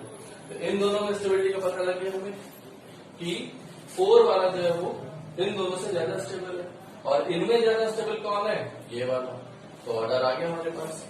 तो स्टेबिलिटी ऑर्डर हम लोग अलग से लिख लेते हैं, क्या है भाई, सबसे ज्यादा स्टेबल पहला वाला हो जाएगा, उसके बाद I, उसके बाद दूसरा वाला, उसके बाद चौथा, उसके बाद तीसरा, उसके बाद पांचवा, फिर उसके बाद छठा और फिर उसके बाद सातवां। आया समझ में। तो ये हम लोग का क्राइटेरिया रहेगा कि सर इन एल्कीन में स्टेबिलिटी ऑर्डर कैसे फाइंड करना है, ठीक है। आप कार्बन आयन से बना सकते हो, मतलब यहाँ जो दिख रहा था सर उसी से बता दिया, या फिर हम लोग एक किसी इलेक्ट्रोफाइल का अटैक कराएं तो इलेक्ट्रोफाइल का अटैक कराओगे यहाँ पे तो यहाँ पे भी करा सकते हो सर, यहाँ पे भी करा सकते हो। यहाँ पर दोनों क्वेश्चन एक जैसी है, कहीं एक जगह करा दो तो उनसे बनने वाले जो इंटरमीडिएट है उनको चेक कर लो। तो एल्कीन के ऊपर जब इलेक्ट्रोफाइल आता है तो वहां से बनता है कार्बोकेटायन, हम उससे भी चेक कर सकते थे। हमने यहीं पे देख लिया सर, हम उस पर नहीं गए, हमने यही देख लिया कि जो एल्कीन के अल्फा हाइड्रोजन को शिफ्ट कराने के जो रिजल्टेंट स्पीसीज बन रही है उसकी स्टेबिलिटी कहाँ पे है। जब कभी ऑर्गेनिक पे ऐसा हो जाए कि हम लोग कहीं फंस रहे हैं, सर हमें सॉल्व नहीं आ रहा कि इस स्टेज पे क्या है, तो वो जिस टाइप की रिएक्शन में जा रहा है या जो भी उसके साथ कंडीशन सोच रहे हैं उन कंडीशन को उसको आगे ले जाएं, उनसे बनने वाले इंटरमीडिएट को चेक करें। इंटरमीडिएट जहां ज्यादा स्टेबल होगा वहीं से हम लोग स्टेबिलिटी का पता लगा लेते हैं, ठीक है। आया समझ में। इसके लिए एक और एग्जांपल जैसे मैं देता हूं अपने रूटीन क्लास में। सपोज करो कि हमारे पास 2 प्रेग्नेंट लेडीज हैं, ठीक है। एक को खूब बढ़िया खाना मिलता है, खूब ड्राई फ्रूट्स, घी तेल, रोटी, थोड़ी सब्जी, जो खाना है खाओ, कचौड़ी जो खाना है खाओ, ठीक है। और एक को केवल 2 की रोटियां मिल रही हैं। तो आप बताइए कि दोनों मदर्स के जो बेबीज हैं, जो अभी वोक में हैं, उनमें ज्यादा स्टेबिलिटी किसकी होगी, ज्यादा मतलब आपका हेल्दी बच्चा किसका होगा, तो जाहिर सी बात है ड्राई फ्रूट्स वाली। और जो केवल 2 वक्त की रोटियां जिसको मिल रही है उसके बेबी की ग्रोथ भी अच्छी नहीं होगी। अब हम पूछें कि सर ये तो अभी बच्चे पेट में ही है, अगर हम इनकी माँ पे पूछें कि माँ के ऊपर क्या इफेक्ट आएगा, तो भाई जिसको ज्यादा अच्छा खाना मिल रहा है उसके पास ज्यादा पावर होगा, ज्यादा एनर्जी होगी, और जिसके माँ को ही खाना नहीं मिल रहा है तो उसके बेबी भी वीक है और उसकी माँ भी वीक है। यानी कि ये माँ का काम कर रहे हैं, ये पेरेंट का काम कर रहे हैं, और इनसे बनने वाले ये इंटरमीडिएट है। इंटरमीडिएट रियल स्पीसीज नहीं है, इससे अभी प्रोडक्ट बनेगा। ठीक है, तो अगर मैं बात किया कि सर इंटरमीडिएट ज्यादा स्टेबल है, बच्चे अभी इंटरमीडिएट स्टेज पे हैं, वो अगर ज्यादा स्टेबल है तो उनकी जो माँ है वो भी ज्यादा स्टेबल होगी, ज्यादा रिएक्टिव होगी, तो उसके पास एनर्जी होगी। ठीक है, और जब ये बच्चा बाहर आएगा, यानी कि इन इंटरमीडिएट से बनने वाला प्रोडक्ट की बात करें तो उसमें स्टेबिलिटी ज्यादा किसकी होगी? जाहिर सी बात है ड्राई फ्रूट्स वाला जो बच्चा खा रहा था उसको जब बाहर आएगा तो वो मैच्योर बच्चा होगा, उसके पास काफी एनर्जी होगी, हस्त पुष्ट बच्चा होगा, और जो बेचारे को केवल 2 वक्त की रोटियां मिल रही है उसमें से कुछ हिस्सा उसकी माँ के लिए, कुछ हिस्सा उसको मिल रहा है, तो वो बच्चा जब बाहर आएगा तो वो मैरास्मस पेशेंट होगा। ठीक है, तो उसको बहुत सी बीमारियां होंगी और कमजोर होगा। तो उसी तरीके से हम लोग देखते हैं कि अगर इंटरमीडिएट ज्यादा स्टेबल है तो इनसे बनने वाले प्रोडक्ट की स्टेबिलिटी भी ज्यादा होती है, और अगर इंटरमीडिएट कम स्टेबल है तो उससे बनने वाले प्रोडक्ट की भी स्टेबिलिटी कम होती है। ऐसा ये सब हम लोग को आगे इंटरमीडिएट जब पढ़ाएंगे तो उसमें हम लोग फिर से डिस्कस करेंगे। लेकिन यहाँ पर हम लोगों ने इसका एक बेहतरीन एग्जाम्पल देखा कि सर यहाँ पर इंटरमीडिएट अगर ज्यादा स्टेबल है तो उसकी वजह से जो रिएक्टेंट है उसकी भी स्टेबिलिटी पे हम लोग कमेंट कर सकते हैं। ऐसा अब इसी क्वेश्चन में अगर मैं आपसे पूछूं कि सर किस एल्कीन की हीट ऑफ हाइड्रोजनेशन ज्यादा होगा, तो हमने कहा कि मोर स्टेबल एल्कीन का हीट ऑफ हाइड्रोजनेशन कम होता है। तो जो सबसे कम स्टेबल है, सबसे कम स्टेबल कौन सा है? ये वाला, स्टेबिलिटी ऑलरेडी लिखा गया है। ठीक है, तो अगर ये सबसे कम स्टेबल है तो इसका हीट ऑफ हाइड्रोजनेशन क्या होगा? ज्यादा होगा। अगर हम पूछे कि हीट ऑफ कंबशन किसका कम होगा, तो सबसे स्टेबल ये वाली है तो इसका हीट ऑफ कंबशन कम होगा। ऐसे कमेंट कर सकते हैं हम लोग। ऐसा चलिए इसी क्रम में एक और क्वेश्चन कराते हैं, बहुत ही बढ़िया क्वेश्चन, जिसमें हम लोग देख रहे हैं कि जैसे सपोज करो हमारा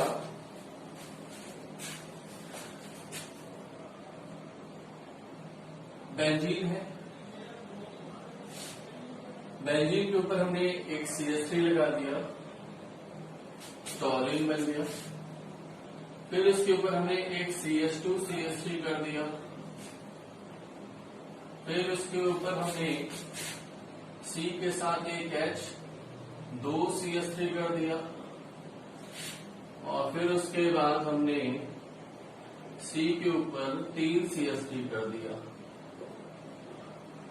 ठीक है, और एक ले लिया नाइट्रो ग्रुप का केस, NO2 ग्रुप।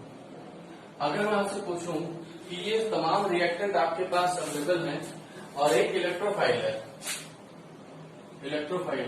इस इलेक्ट्रोफाइल को इस पे अटैक करना है, किस पे अटैक करना है? बेंजीन पे अटैक करना है, और इसको शो करना है इलेक्ट्रोफिलिक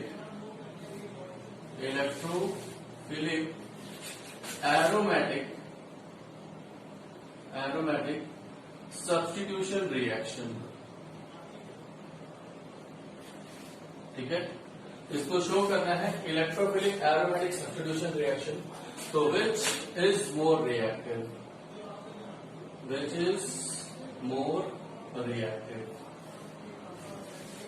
ठीक है, तो इन पांचों में सबसे ज्यादा रिएक्टिव कौन है? जब उसके ऊपर इलेक्ट्रोफाइल आए, और वो क्या शो कर रहा है बेटा? वो क्वेश्चन यहाँ लिखा गया है।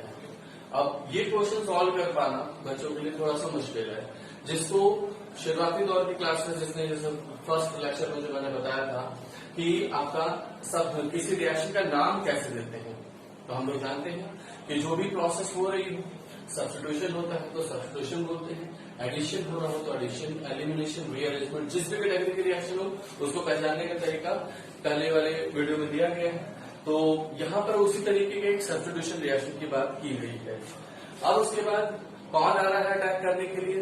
अगर वो इलेक्ट्रोफाइल है तो इलेक्ट्रोफिलिक, अगर वो न्यूक्लियोफाइल है तो न्यूक्लियोफिलिक। तो यहाँ पर कौन आ रहा है? तो ये बता दिया इलेक्ट्रोफिलिक, यानी इलेक्ट्रोफाइल आ रहा है, ये मैंने यहाँ पे शो कर दिया। और एरोमेटिक सिस्टम के ऊपर सब्स्टिट्यूशन करना है, ये मतलब कहने का। यानी बेंजीन पर हम जानते हैं कि बेंजीन के ऊपर क्या होता है, 6 H होते हैं कि नहीं होते। बेंजीन के हर कार्बन के पास 6 H होते हैं। तो एक ग्रुप अगर कोई लगा हुआ है तो वहां से H हटा के लगा हुआ है, तो ये E जो है इलेक्ट्रोफाइल जो है उसको बेंजीन के ऊपर अटैक करना है, वहां से एक H हटा करके खुद जुड़ना है। वहां पे बेंजीन के ऊपर से एक H हटा करके खुद जुड़ना है। तो बताइए कि ये इलेक्ट्रोफाइल इन सब में से सबसे फास्ट रिएक्शन किसके साथ शो करेगा। ठीक है, वीडियो को पॉज कीजिए और क्वेश्चन समझ में आया सबको। अब इसको वीडियो को पॉज कीजिए और सोचिए कि इलेक्ट्रोफाइल जो है इन 5 में से सबसे पहले किस पे अटैक करना पसंद करेगा। ठीक है, कुछ लोगों के ऑप्शन आएंगे ये वाला, कुछ ये, कुछ ये, कुछ ये, कुछ मेजॉरिटी के बच्चों का ये आएगा और फिर ये। ठीक है, एक बार सॉल्व कीजिए। ठीक है, सोच लिया आप लोगों ने। तो अब मैंने देखा कि सर यहाँ पर जो हम लोग का क्राइटेरिया क्या है कि सर ज्यादा इलेक्ट्रॉन रिच हो जाए तो वहां अटैक करेगा। ऐसा कुछ सोचा सबने कि नहीं सोचा? देखो, इसको भी सोचने का तरीका क्या है वो मैं बताता हूँ। जैसे सपोज करो कि तुम्हें कुछ पैसे की जरूरत है। कितने पैसे की जरूरत है? मान लो 100 रुपए की जरूरत है। ठीक है, अब तुम कुछ ही ऐसी जगह पे गए, किसी ऐसी दुनिया में जा रहे हो, ठीक है, जहां पर सारे भगवान जो है वो अपनी शॉप्स एटीएम खोल के बैठे हुए हैं। ठीक है, कि भैया आप आओ और आप जितना बोलोगे हम आपको उतना दे देंगे। ठीक, तो एक भगवान जो है वो 10-10 रुपए की नोट बांट रहे हैं, एक 20 रुपए की नोट बांट रहे हैं, एक 50 की, एक 100 की, एक 200 की, एक 500 की, एक 2000 की। ठीक, ये सबकी एटीएम्स खुले हुए हैं। आपको बस खाली जाना है, वहां कहना है और वो आपको दे देंगे। आपको कितनी जरूरत है? 100 रुपए की। आप बताओ किस भगवान के पास जाओगे आप पैसा लेने के लिए? बताओ।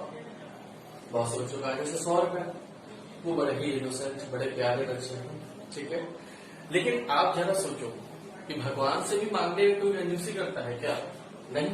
भगवान से तो कहते हैं ना कि भगवान मुझे छप्पड़ फाड़ के दे दे, मुझको बिल्कुल लिफ्ट करा दे, है कि नहीं? क्यों बोलते हैं? क्योंकि उनके पास तो अथाह पैसा है, वो जिसके ऊपर कृपा बरसा दे, लक्ष्मी जी जिससे खुश हो जाए, उसके पास तो पैसे ही पैसा है, पैसे ही पैसा है कि नहीं? तो यहाँ पर हम लोगों ने देखा कि सर हमें अगर भले 100 रुपए की जरूरत है, लेकिन हम जब जाएंगे तो बट नेचुरल है कि हम 2000 वाली नोट पे लगे, वाली लाइन में लगेंगे। ठीक, और वहां से मुझे पैसा मिल जाएगा। ठीक, तो उसी तरीके से जो इलेक्ट्रोफाइल है वो इन सब बेंजीन के ऊपर जा रहा है अटैक करने के लिए। अब बेंजीन को हमें बताया कि ये इलेक्ट्रॉन रिच है, 3 पाई बॉन्ड है, इलेक्ट्रॉन रिच है, ये भी है, ये भी सब है। लेकिन इनमें ज्यादा कौन इलेक्ट्रॉन रिच है, इसका मन सबसे पहले वहां जाए, वहां करेगा अटैक करने का। तो यहाँ पे हमने देखा कि सर मेजॉरिटी बच्चों ने इसको सिलेक्ट किया कि सर टर्शियरी ब्यूटाइल जो ग्रुप है ये हमारा क्या है, ज्यादा इलेक्ट्रॉन डोनेट कर रहा है, तो ये सबसे ज्यादा इलेक्ट्रॉन रिच कर रहा होगा। तो जो इलेक्ट्रोफाइल है इसका मन सबसे ज्यादा यहाँ कर रहा होगा। कुछ बच्चों का आंसर ये भी आता है कि सर नाइट्रोबेंजीन पे अटैक करेगा। क्या वो सही सोच रहे हैं? सोचिए जरा। नाइट्रोबेंजीन में नाइट्रो ग्रुप को तो हम लोगों ने देखा कि -N है, पढ़ लिया ना -N कि नहीं पढ़ा? अभी तक ऑर्डर याद नहीं है आपको, इस बात को ध्यान रखिए। ऑर्डर तैयार करना है, +I -I +M -M सबका ऑर्डर तैयार होना चाहिए, ये जरूरी है। तो जो NO2 ग्रुप है वो तो -I है और -M भी है, यानी वो तो बड़ा ही हम लोग कहते हैं कि कुख्यात इलेक्ट्रॉन विड्रॉइंग ग्रुप है।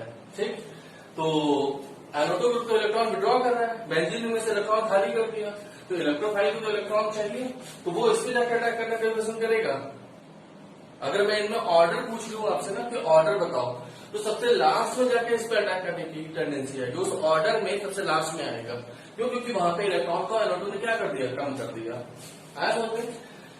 तो फिलहाल अभी हम देख रहे हैं कि सर ये बेंजीन है, इसके ऊपर CH3 हम लोगों ने क्या लगाया, जिन लोगों ने भी ये वाला ऑप्शन चूज किया हुआ है वो इंडक्टिव लगा रहे हैं। इंडक्टिव में हमारा टर्शियरी ब्यूटाइल जो होता है वो ज्यादा इलेक्ट्रॉन देता है, ये उससे कम देता है, ये उससे कम देगा, ये उससे कम देगा और ये उससे कम देगा। तो उनका ऑर्डर में अगर पूछूं तो वो ऑर्डर क्या बनेगा, जैसे पहला, दूसरा, तीसरा, चौथा, पांचवा और छठा। इनमें अगर मैं ऑर्डर की बात करूं ना, अगर मैं ऑर्डर की बात करूं तो ऑर्डर आप लोगों ने बनाया 5, 4, 3, 2, 1 और 6। ठीक है, अगर मैं ऑर्डर की बात करूं, जिन लोगों ने सबसे ज्यादा स्टेबल इसको कहा, मतलब सबसे ज्यादा इलेक्ट्रॉनिक जिसको कहा, उनके मुताबिक ये ऑर्डर बनने वाला है। लेकिन एक बात मैं आपको बता चुका हूं कि इंडक्टिव जो होता है वो हमारा सैचुरेटेड में भी लगता है और अनसैचुरेटेड में भी लगता है, ठीक है ना। लेकिन जब हम अल्काइल ग्रुप की बात कर रहे हैं और वो डबल बॉन्डेड सिस्टम से अटैच है, तो यहां पर हम लोग लगाएंगे हाइपर कंजुगेशन। क्या लगाएंगे बेटा? Hyper conjugation. अब हाइपर कंजुगेशन में हम लोग क्या काउंट करते हैं? Alpha hydrogen. जितने ज्यादा अल्फा हाइड्रोजन हो जाएंगे उतनी ही ज्यादा स्टेबिलिटी मिलेगी, है कि नहीं? तो अगर हम देखें कि यहाँ पर हमारा डबल बॉन्डेड कार्बन जो है, इससे अटैच कार्बन को अल्फा कार्बन, उससे अटैच अल्फा हाइड्रोजन। कितने अल्फा हाइड्रोजन है? 3। तो 3 हाइड्रोजन के इलेक्ट्रॉन फटाफट सप्लाई कर रहा होगा, है कि नहीं? यहाँ पर कहते हैं 2 अल्फा हाइड्रोजन है, यहाँ पर कितना है? 1 अल्फा हाइड्रोजन है, और यहाँ कितना है? 0 अल्फा हाइड्रोजन है। तो अगर आपसे पूछूं कि सबसे ज्यादा इलेक्ट्रॉन रिच कौन कर रहा है, तो आंसर आएगा टॉलिन, ठीक है। इस बात को ध्यान रखना है कि which one is more reactive, तो इसका आंसर होगा टॉलिन। क्योंकि यहाँ पर हम लोग को इंडक्टिव नहीं सोचना है। इंडक्टिव हमारा तब ऑर्डर लगाएंगे जब वो सिंगल बॉन्ड से अटैच होता। अगर ये अल्काइल ग्रुप को अगर मैं सिंगल बॉन्ड से अटैच करूं, मतलब यहाँ बेंजीन न लेकर के हमने साइक्लोहेक्सेन ले लिया जैसे, तो आपका इसकी रिएक्टिविटी ज्यादा होगी, ये ज्यादा इलेक्ट्रॉन सप्लाई करता है उसमें। लेकिन यहाँ पर हमारा डबल बॉन्डेड सिस्टम से अटैच है, तो इस बात को हमें ध्यान रखना होगा कि इस क्वेश्चन को सॉल्व करने के लिए हमें हाइपर कंजुगेशन याद होना चाहिए। इसके पहले जो हम लोगों ने एक ओरिएंटेशन इन डाइसल्फाइड बेंजीन का केस किया था, उसमें भी मैंने ये चीज बताई थी कि अगर हमारा एक CH3 ग्रुप लगा दो ऊपर और नीचे एक CH3 आइसोप्रोपाइल ग्रुप लगा दो, तो ये वाला जो है वो ज्यादा इलेक्ट्रॉन डोनेटिंग है, क्योंकि इसके पास 3 अल्फा हाइड्रोजन है और इसके पास 1 अल्फा हाइड्रोजन है। तो जो आने वाला इलेक्ट्रोफाइल है वो किसका कहना मानेगा? इसका कहना मानेगा। इसके मुताबिक ऑर्थो पैरा भरा हुआ है, तो इसको कहां भेजेंगे? ऑर्थो पे। याद है ये किस, ठीक है, इसके पहले वाले वीडियो में है, उसके ऊपर देख लेना, ठीक। तो यहाँ पे हम लोगों ने देखा कि सर जो 3 अल्फा हाइड्रोजन है वो आपके ज्यादा इलेक्ट्रॉन रिच कर रहे हैं एज कम्पेयर टू इसके। तो इन दोनों में अगर कंपैरिजन हो गया तो सर इन दोनों में भी कंपैरिजन हो जाएगा, उसके पास तो 0 अल्फा हाइड्रोजन है, तो ये ज्यादा स्टेबिलिटी ज्यादा इलेक्ट्रॉन दे रहा है। तो यहाँ पर हमारी जो बेंजीन है वो टॉलिन के केस में ज्यादा इलेक्ट्रॉन रिच होगी और इलेक्ट्रोफाइल सबसे पहले इस पर अटैक कर रहा होगा। होप तो समझ में आ गया है कि नहीं आ गया है? चलिए, अगर मैं आपसे यहाँ पे एक स्टेटमेंट लिख देता हूं नोट करके कि अगर हमारा R ग्रुप सैचुरेटेड कार्बन से अटैच है, सैचुरेटेड कार्बन से अटैच है, तो जो EDG का ऑर्डर होता है EDG by inductive, EDG by inductive, तो इसका जो ऑर्डर आता है वो आता है 3 डिग्री सबसे ज्यादा, 2 डिग्री उससे कम, 1 डिग्री उससे कम और CH3 सबसे कम। लेकिन अगर हमने कहा कि R ग्रुप जो है वो अटैच है अनसैचुरेटेड से, अनसैचुरेटेड कार्बन से अटैच है, कार्बन एटम, ठीक है। तो कोई अनसैचुरेटेड ही है, ये दोनों कार्बन जो है वो डबल बॉन्डेड है, अनसैचुरेटेड, उससे अटैच है। तो यहाँ पर हमारा जो EDG हमारा नेचर है ग्रुप का वो बाई हाइपर कंजुगेशन है, और इस हाइपर कंजुगेशन की वजह से जो आपका ऑर्डर आता है वो CH3 ग्रुप का ज्यादा होगा, 1 डिग्री उससे कम, 2 डिग्री उससे कम और 3 डिग्री सबसे कम, ठीक। क्योंकि यहाँ कितने अल्फा हाइड्रोजन है? 3 अल्फा हाइड्रोजन। यहाँ कितने अल्फा हाइड्रोजन है? 3। इसके पास कितना होगा? 2 अल्फा हाइड्रोजन, इसके पास 1 अल्फा हाइड्रोजन और इसके पास 0 अल्फा हाइड्रोजन, ठीक है। तो ये हमारा स्टेबिलिटी ऑर्डर हो जाएगा कि सर आपका हाइपर कंजुगेशन से इलेक्ट्रॉन डोनेट किया जा रहा है। अल्काइल ग्रुप जब डबल बॉन्डेड कार्बन से अटैच होंगे तो वहां पर हम लोग क्या लगाएंगे? हाइपर कंजुगेशन लगाएंगे। और अल्काइल ग्रुप अगर हमारा सैचुरेटेड कार्बन से अटैच है तो वहां पे क्या लगाएंगे? इंडक्टिव लगाएंगे। इस बात को एकदम दिमाग में बैठा लो सबको। आया समझ में? नोट करो।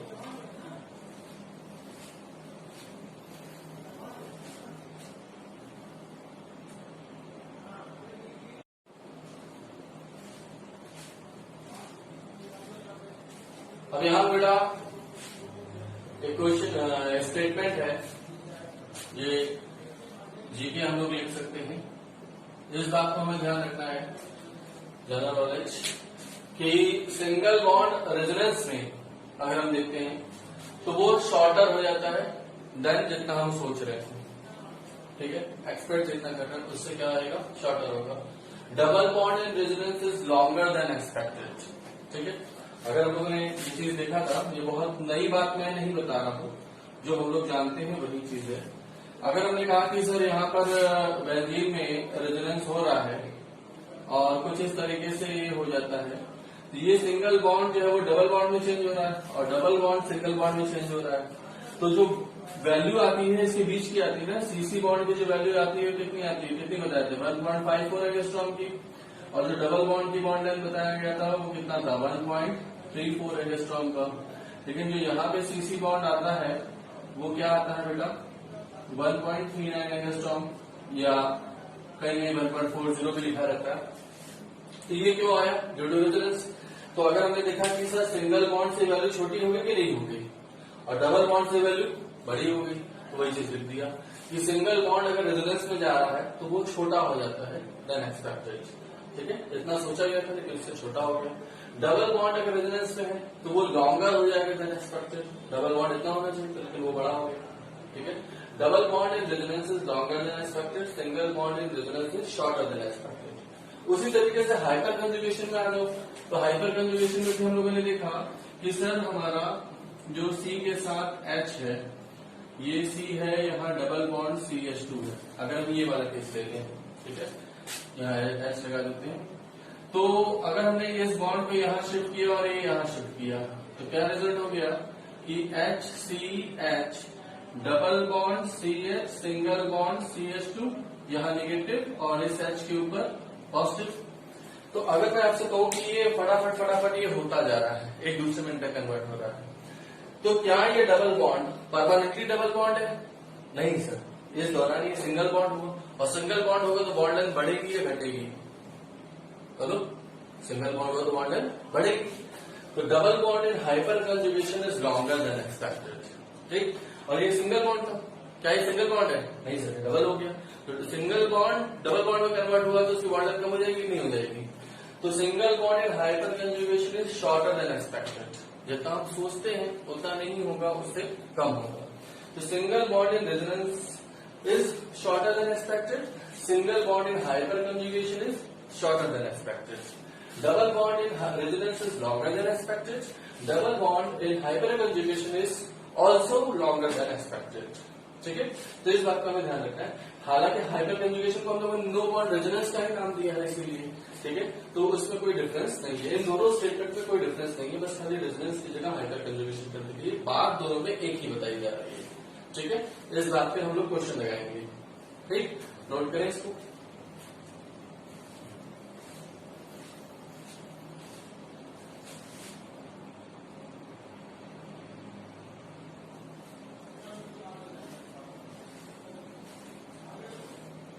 नेक्स्ट हमारा है इलेक्ट्रोमेरिक इफेक्ट। इलेक्ट्रोमेरिक इफेक्ट, ठीक है, ये इलेक्ट्रोमेरिक इफेक्ट क्या होता है सर, कैसे ऑपरेट होता है, क्यों इसकी आवश्यकता पड़ी, इसको देखते हैं हम लोग। जैसे अगर हम लोग देखेंगे हमारे पास कार्बन कार्बन डबल बॉन्ड है, ठीक है, इसके आसपास के इलाके में जैसे कोई इलेक्ट्रोफाइल घूमता हुआ नजर आता है इसको, कि अगर भाई इलेक्ट्रोफाइल घूम रहा है तो इलेक्ट्रोफाइल को क्या चाहिए, इलेक्ट्रॉन चाहिए।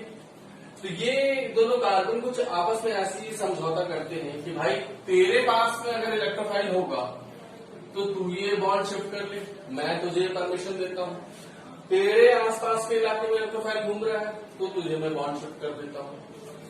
तो ये इधर शिफ्ट कर देता है, तो इसका रिजल्ट क्या होगा कि इस C के ऊपर आ जाएगा नेगेटिव और इस C के ऊपर आ गया पॉजिटिव चार्ज।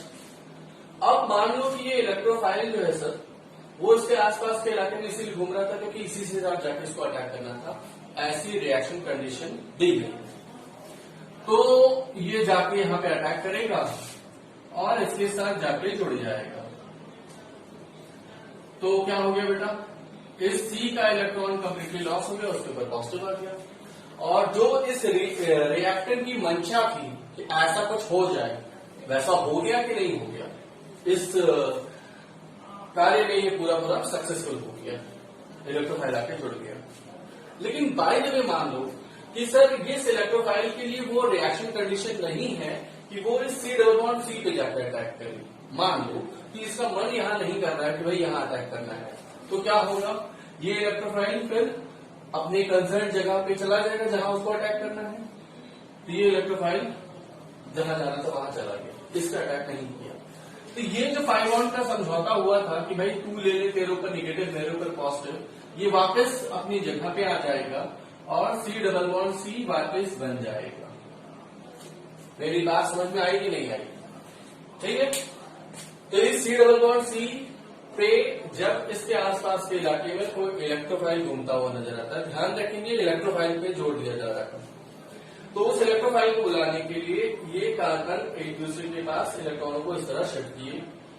अगर ये इलेक्ट्रोफाइल आके जुड़ गया तो सर जो काम करना था वो काम सक्सेसफुल हो गया। लेकिन अगर इलेक्ट्रोफाइल जो है वो निकल गया सर, उसका अटैक करने का यहाँ मन नहीं था, तो ये पाई बॉन्ड अपनी जगह पे जाके वापस बन जाएगा। ठीक, तो ऐसा जहां होता है इसको हम लोग बोलते हैं प्लस ई। इलेक्ट्रोमैग्नेटिक इफेक्ट भी दो तरीके का होता है, एक है प्लस ई और एक है माइनस ई। ठीक है, अभी स्टेटमेंट क्या है वो मैं अलग से लिखवा दूंगा, लेकिन पहले हम क्या है वो समझ लेते हैं। माइनस ई में क्या होगा कि सर सपोज करो जैसे C डबल बॉन्ड O है, ठीक है, क्या है भाई C डबल बॉन्ड O है, इसके आसपास के इलाके में जैसे ही कोई न्यूक्लियोफाइल घूमता हुआ नजर आता है, तो न्यूक्लियोफाइल को बुलाने के लिए कार्बन ऑक्सीजन ने क्या किया कि इस पाई बॉन्ड को ऑक्सीजन पे शिफ्ट करा दिया। तो यहां हो गया O पे नेगेटिव और कार्बन पे क्या आ गया, पॉजिटिव चार्ज आ गया। अब अगर न्यूक्लियोफाइल का टेंडेंसी है कि सर यही जाके अटैक करना था, उसको यही समझा बुझा के भेजा गया था कि भाई जाओ C डबल बॉन्ड O पे अटैक करो, तो ये जाके यहाँ अटैक करेगा, तो क्या रिजल्ट हो जाएगा सर, न्यूक्लियोफाइल यहाँ आके जुड़ गया और O पे कंप्लीट नेगेटिव आ गया, अब वो आगे बढ़ जाएगा।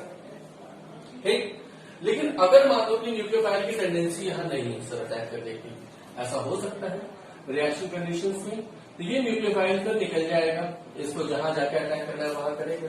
तो ऐसे कंडीशन में जो ये C डबल बॉन्ड O है ये वापस यहाँ शिफ्ट होगा और O डबल बॉन्ड C बन जाएगा। ठीक है, तो इसी फिनोमिना को हम लोग यहाँ पे जो हो रहा है, इसी फिनोमिना को नाम देते हैं इलेक्ट्रोमैग्नेटिक इफेक्ट का। ठीक है, ये एक तरीके का टेम्पररी इफेक्ट है। सबसे पहली बात क्या याद रखनी है हमें कि इलेक्ट्रोमैग्नेटिक इफेक्ट एक तरीके का टेम्पररी इफेक्ट है। इसके पहले जितने भी इफेक्ट हम लोगों ने पढ़े वो सब इफेक्ट परमानेंट है। अभी एक इफेक्ट और रह गया है, वो एरोमेटिक इफेक्ट है, जो इसके बाद करवाएंगे। ठीक है, तो जितने भी इफेक्ट है वो सब परमानेंट इफेक्ट है, जो लग रहा है वो लग रहा है। ठीक है, लेकिन जो इलेक्ट्रोमैग्नेटिक इफेक्ट है ये टेम्पररी इफेक्ट है। क्यों टेम्पररी इफेक्ट इसको बोल रहे हैं, क्योंकि सर इसमें टेम्पररी पोलराइजेशन हो रहा है at the site of multiple bond. ये साइट है मल्टीपल बॉन्ड की, डबल बॉन्डेड साइट है, यहाँ पर टेम्पररी पोलराइजेशन हो रहा है जब कोई इलेक्ट्रोफाइल या nucleophile approach towards the multiple bonded site. When an electrophile or nucleophile approach towards the multiple bonded site, if these electrophile or nucleophile remove without reacting with the multiple bond, then pi bond will occupy their original position. Then pi bond will occupy their original position. ये मैं भी लिख दूंगा। ठीक है, समझ आए चीज कि ये जो इलेक्ट्रोमैग्नेटिक इफेक्ट है ये एक तरीके का टेम्पररी इफेक्ट है, जिसमें टेम्पररी पोलराइजेशन हो रहा है at the site of multiple bond when any electrophile or nucleophile approach towards the multiple bonded site. If these reagents are removed without reacting with the multiple bond, then pi bond will occupy their original position. Got it? ठीक, इसको हम एक बेहतरीन example समझाते हैं, practical example से। जैसे suppose करो कि आप अपने पेरेंट्स के साथ जा रहे हो जीन्स लेने के लिए मार्केट में। ठीक है, कुछ भी कपड़े वगैरह लेने के लिए जा रहे हो, तो आपका और आपके पेरेंट का टारगेट क्या है कि भाई आपको शॉपिंग करानी है और जीन्स लेना है। ठीक, तो आप लोग जा रहे हो। अब क्या आप लोग ऑनलाइन शॉपिंग करोगे तो भाई वही जीन्स वाला खोल के कर लिया भाई, लेकिन हम लोग ऑनलाइन शॉपिंग की बात नहीं कर रहे हैं, हम लोग रोड पे चल रहे हैं। ठीक है, हम लोग जैसे सरोजनी मार्केट है, कमला मार्केट है, इन सब मार्केटों में घूम रहे हैं। वहां क्या एक ही शॉप है जीन्स की शॉप है नहीं, वहाँ हर तरीके की शॉप है, जो भी आपको चाहिए वो मार्केट है पूरा, उसमें हर चीज मिलता है, ठीक है ना। तो अब ऐसे केस में क्या हुआ कि आप लोग जब जा रहे थे, तो रास्ते में एक दुकान देखी कचौड़ी वाले की, वो जलेबियां छान रहा है, कचौड़ियां छान रहा है, ठीक, और उससे की दुकान से खूब बढ़िया महक आ रही है। तो आप लोग चलते महक आई कहा कुछ बन रहा है, ठीक है। वो लोग कुछ मसाले कैसे डालते हैं जो कि एकदम नाक में तड़का लगा देते हैं। तो ऐसे केस में क्या हुआ कि जैसे ही आप उसकी दुकान के आसपास पहुंचे, उसका एक बंदा उतरा और वो उतर के चिल्ला रहा है कचौड़ी कचौड़ी कचौड़ी कचौड़ी कचौड़ी कचौड़ी कचौड़ी कचौड़ी। तो आपने सुना, महक लिया उसका, आपका मन कर गया यार चलो कचौड़ी खा लेते फिर चलते हैं। आप उसकी दुकान पे गए, कचौड़ियां खाए पेट भर के, और फिर उसके बाद आपने जो भी काम करना था आप काम करने के लिए निकल गए। एक तो ये केस हो सकता है। दूसरा केस क्या हो सकता है कि सर उसने आवाज लगाई कचौड़ी कचौड़ी कचौड़ी कचौड़ी कचौड़ी, आपने इग्नोर किया, अब नहीं हमें नहीं खाना, हम सीधे जो टारगेट है हमारा हम उसको अचीव करेंगे। हम जा रहे हैं कपड़े लेने के लिए, तो हम कपड़े लेने जाएंगे, आप सीधे चलेंगे कपड़े लेने के लिए। कुछ समझ में आया? ये हमारा इलेक्ट्रोमैग्नेटिक इफेक्ट है।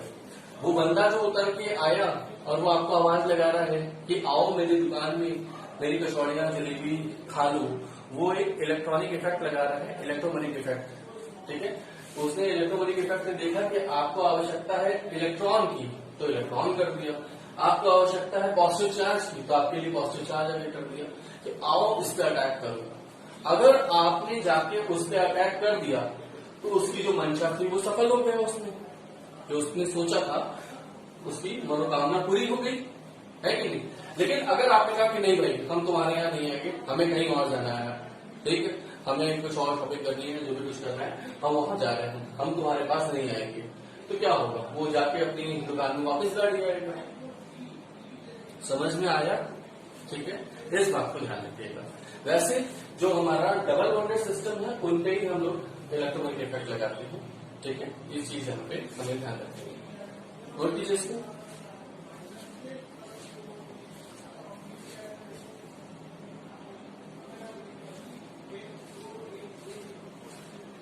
तो यहां मैंने ये डेफिनेशन लिखी आप लोग के लिए कि it is temporary effect.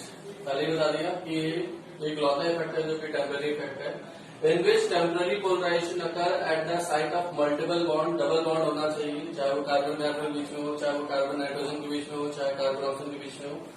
When any reagent either electrophile or nucleophile approach towards the multiple bonded site, उस multiple bonded site पे अटैक करने के लिए आ रहा है, तो if these reagents are removed, नहीं आ रहा सर अटैक करने के लिए, then without reacting with the multiple bond, then pi bond will occupy their original position। तो जो पाई इलेक्ट्रॉन इधर उधर शिफ्ट हुआ है वो वापस अपनी ओरिजिनल पोजीशन पे आ जाएगा। नोट करें।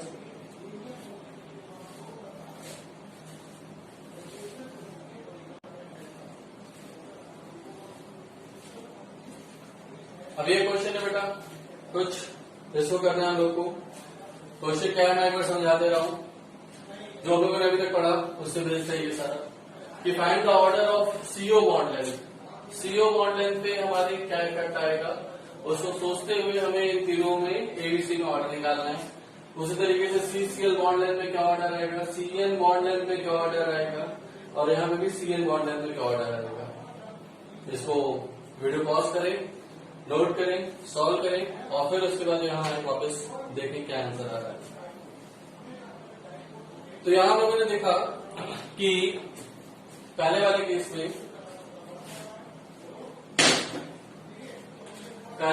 में जो सीओ बॉन्ड है ये परमानेंटली सिंगल है कि नहीं है, परमानेंटली सिंगल बॉन्ड है।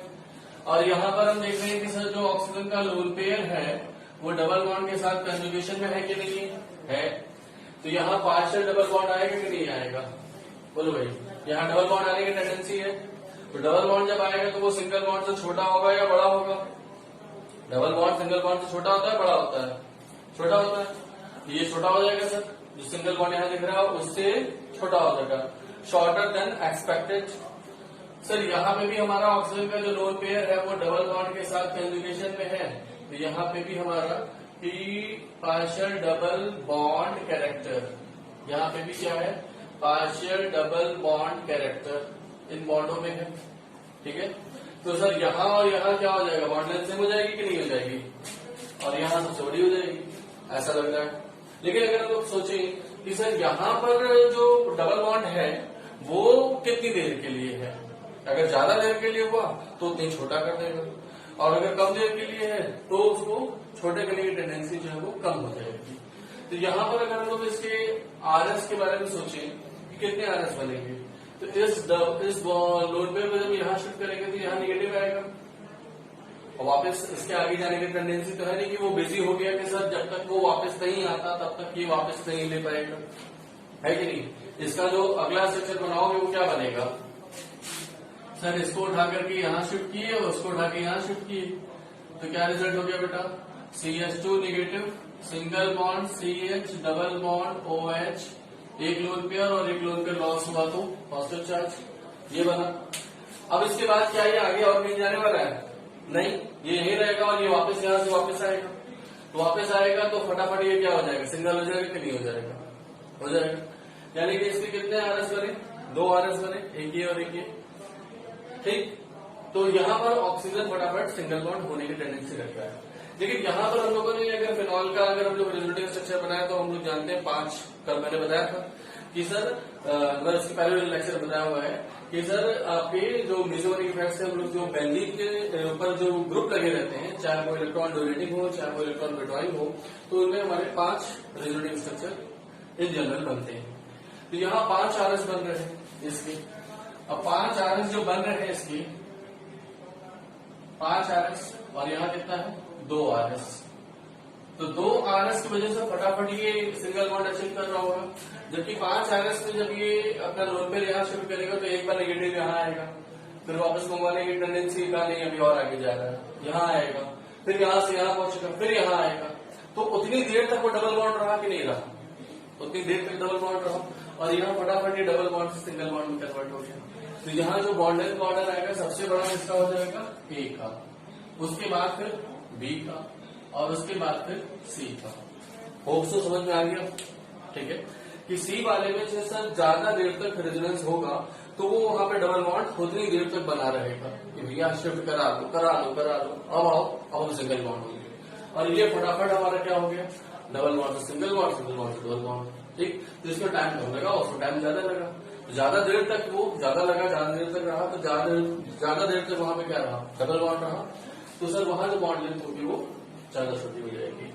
आज समझ में ABC मॉडल ये हो गया।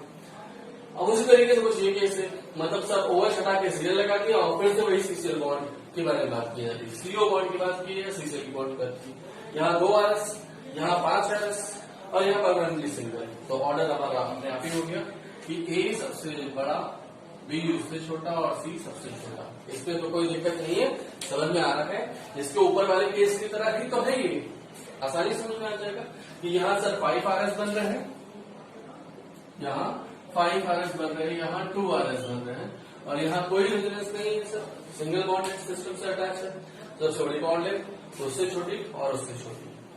अब ऐसे केस ये हो गया कि सर CN बॉन्ड पे इफेक्ट बताना है। सर यहाँ पर लोन पेयर जो है, ये लोन पेयर जब घूमेगा तो ये जब नीचे से ऊपर जाएगा तो 5 आरएस बन जाएंगे कि नहीं बन जाएंगे। सर यहाँ परमानेंटली डबल है, ये बॉन्ड परमानेंटली डबल है, ये बॉन्ड सर सिंगल है, लेकिन इसके बॉन्ड जब शिफ्ट करोगे तो 2 आरएस बनेंगे, इस बॉन्ड को यहाँ शिफ्ट करो, ये निगेटिव यहाँ है, वापस अब आगे जाने की टेंडेंसी है क्या, नहीं, यहाँ से वापस ये ऊपर आएगा तो इसी में कन्वर्ट होगा, तो कितने आरएस बने 2, यहाँ पर कितने बन जाएंगे सर, इसको जब शिफ्ट करोगे तो यहाँ आएगा, फिर यहाँ से यहाँ आएगा, फिर यहाँ से वापस जाएगा, ठीक। तो यहाँ पर इसके कितने आरएस बन जाएंगे, 3 आरएस बन जाएंगे, और यहाँ सर परमानेंटली सिंगल है। आज बोलो, तो अगर हमने देखा कि सर यहाँ से यहाँ गया, एक का बॉन्ड और एक अगला 2 आरएस, यहाँ से यहाँ गया 2 तो हो ही गया, एक और आगे बढ़ेगा तो 3 हो गया, ऐसे लिख सकते हैं, ठीक। तो सबसे बड़ा सिंगल बॉन्ड किसमें हो गया, इसमें, ये परमानेंटली सिंगल है तो E सबसे पहले हो जाएगा, और जो सर B वाला है इसमें परमानेंटली डबल है, ये तो लास्ट में आ रहा है, B सबसे छोटा हो जाएगा क्योंकि वो परमानेंटली डबल है। अब जरा इन तीनों में बात कर लो, 2 NS 3 NS 5 NS जैसा अभी ऊपर किया वैसे कर लेंगे सर। C बड़ा होगा, उसके बाद फिर D आ जाएगा और उसके बाद फिर K हो जाएगा। आया समझ में ये चीज।